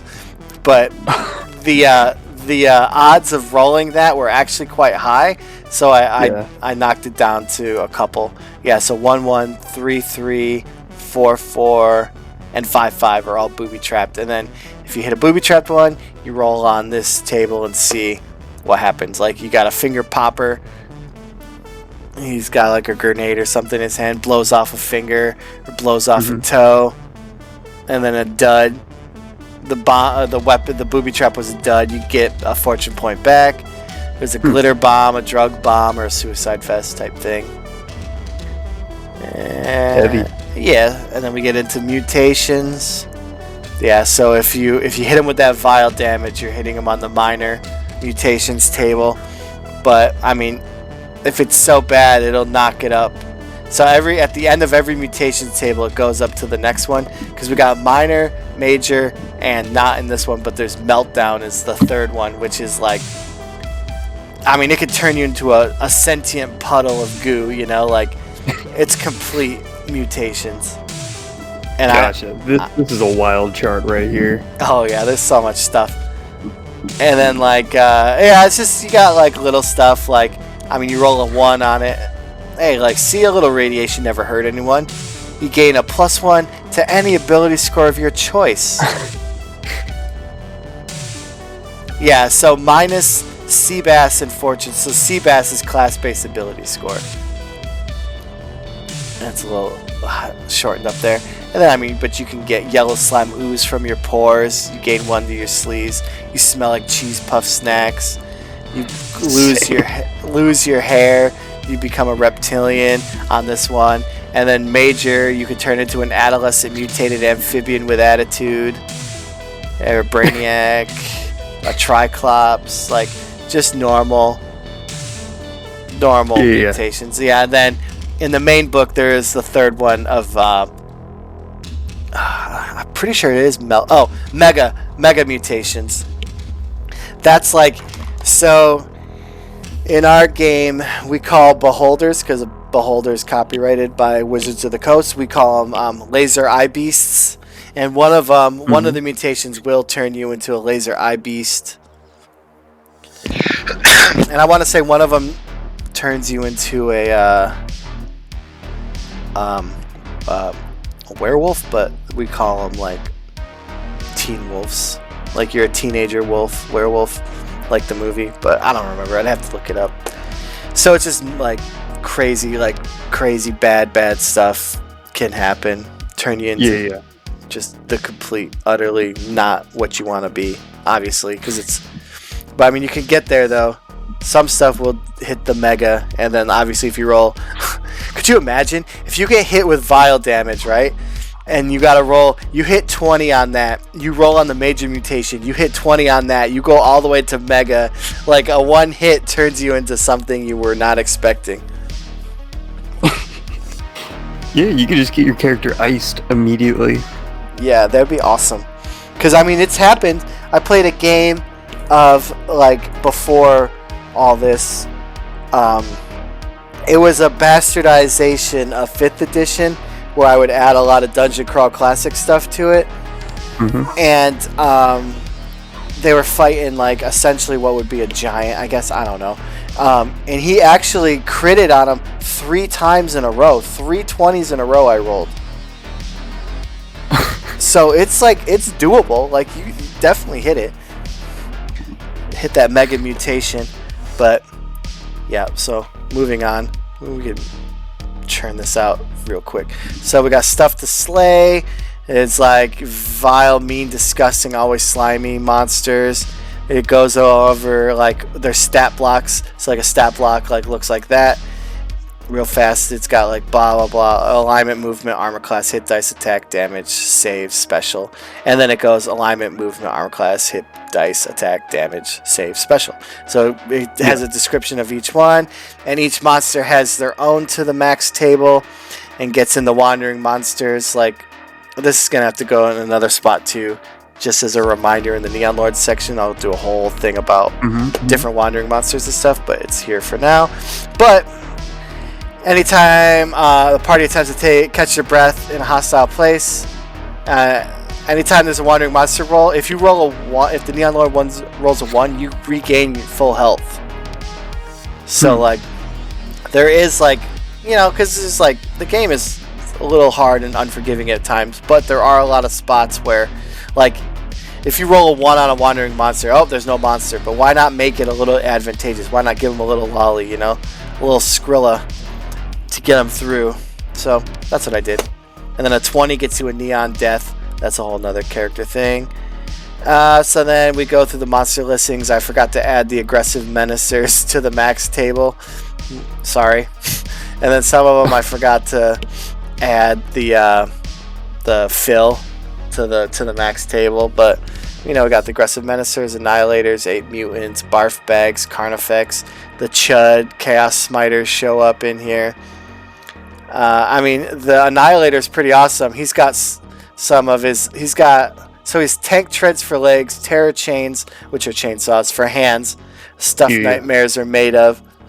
So he's got his own special conditions. He's got Skull Grinder, which is movements over anything prone is instantly killed. No save. So like he could roll over a prone character and just crush him. That's pretty hardcore. Yeah, and he's got the Frightener condition, which at the beginning of each, I probably spelled that wrong. At the beginning of each turn, any PC within 30 feet must roll on the fear table. Obviously not 10th levels, because I'm sure they've killed their fair share of annihilators in their day. But yeah, so a lot of monsters have special, because the Skull Grinder may only show up on the annihilator. You know, like other creatures may not have tank treads for legs, or even if they do, they may not even gain the Skull Grinder ability because they're not big enough. You know, like there's just a lot of like little nuances to each creature that happen. So then we go through, and we got combat amphibians, the Battletoads, the Mustafa Battletoad, Crystal Skeletons, Cyber Specters, Flayed Ones, Drool-Aid Man, Kool-Aid Man, but I'm not getting sued, so we name him Drool-Aid. Flayed, Goblins, Goblin Thugs, and talks about extreme damage. Mutant Death Troopers, that's the Chris Carmen artwork, and they're known by their human ear necklaces. I know Death Troopers, their to the max is a little better than normal. Yeah, normal. They have a decap attack. Take the head off the target in a clean swing instantly. No death save. They just lose their head. Heavy. Yeah, but and then a Mutant Gunner obviously is like a watered down Mutant Death Trooper. And then Mutant Raiders, Neon Death.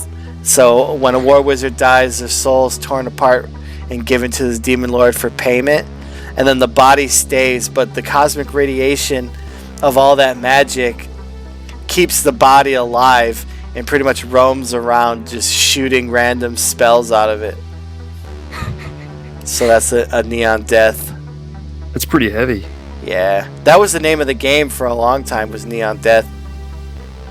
A little fun fact. Before Neon Lords of the Toxic Wasteland. And then otherworldly spawns are just summoned. Some weird serving aliens that buy it for a War Wizard or a Lich. Blood Sludges. And we got Street Enforcers, which are like Judge Dredd. Street Trash, homeless people. Suicide Machines. If you ever watched the movie... shit, now I can't remember the movie where I got it from. Hardware? No. After this, watch the trailer for Hardware and you're going to be like, holy shit. It's like an insane, awesome movie that no one ever talks about. But then we go to Toxic Strangler, and then the monsters have their own Total Bummer table, because it wouldn't make sense for them to roll on the same one the PCs do. So they're there. And then we just have the open gaming license, so we don't get sued for I don't even know if we even need it. I just add it just in case, Yeah, makes sense. And that's it. That's the whole ass book. That's the whole ass book in what, probably an hour took to go over it. And yeah, we took our time too. So it's 2 hours. Holy schmoly. I mean, it's fine. Not bad. Yeah, it's well needed, and then it kind of gave us an idea of what we're like lacking in some spots, and it kind of sucks because I was gonna talk about like where stuff was gonna be added, and I don't think I did for a lot of things. But pretty much, too long, didn't read. The summing up is every section is gonna be beefed up. Yeah. This is the before glimpse, and we're gonna get an after glimpse once we release it. Yeah, when the full book is finally done and out into the sweaty palms of all the neon maniacs, we'll sit down. Obviously not in one go, but we'll do like a video, a video series of go through the book, explaining everything and all that good stuff. I'd love to do like an in-depth, like we'll make a character and we'll equip a character. I mean, shit, we could do that now. Well, not now, but like we could do that in the next video. Yeah, sure. I'm into that. Yeah, we could do it like. So let's just How to Neon Lords 101. Yeah, so we could make this video essentially Council of Neon Lords episode 5. And then episode 6 we can do a character creation video. Yeah, I love it. Yeah, that's cool. That's doable. That's easy. I'm all about it, fam. we got our homework. Yeah, I mean, that's easy. That's on the spot. We'll do 2. I'll do 1 and you'll do 1. That might be confusing. No, I mean, I was thinking about being like, it's like, hey, how about we make a character, how we make a backup, and maybe a third backup, because, we'll use them in later examples. Yeah, and then we could show off the character sheet that we have. I could actually and figure that out, and then and also on there we can roll up a mercenary too. Yeah, there we go. Yeah, that'll work. That'll be cool. I think people will be excited to see that. All right. Well, this has been enlightening. Yeah, it's been fun. Yeah. Definitely our longest episode by far. Yeah, no doubt. But hey, just get that fucking view time, man. True. So, alrighty, yeah, no sense of keeping everybody around to listen to this. So, thanks for checking it out, and hopefully if you're not a backer, you can download. Okay, so real quick, while I don't think we explained it, so the quick start rules that are on drive-thru don't have all the classes. That's pretty much the only difference, because I was like, I didn't want to like shortchange too much, but then I did want to give a little something to the fans who did back the game, so they have access to every class, and on drive-thru they do not. They gained the cyber skin though, so you have the original classes from the first playtest and the cyber skin, but that's it. So, but yeah, on that note, we're gonna sign off, and we'll see you on the next episode. Peace out, audience. See you there. See ya.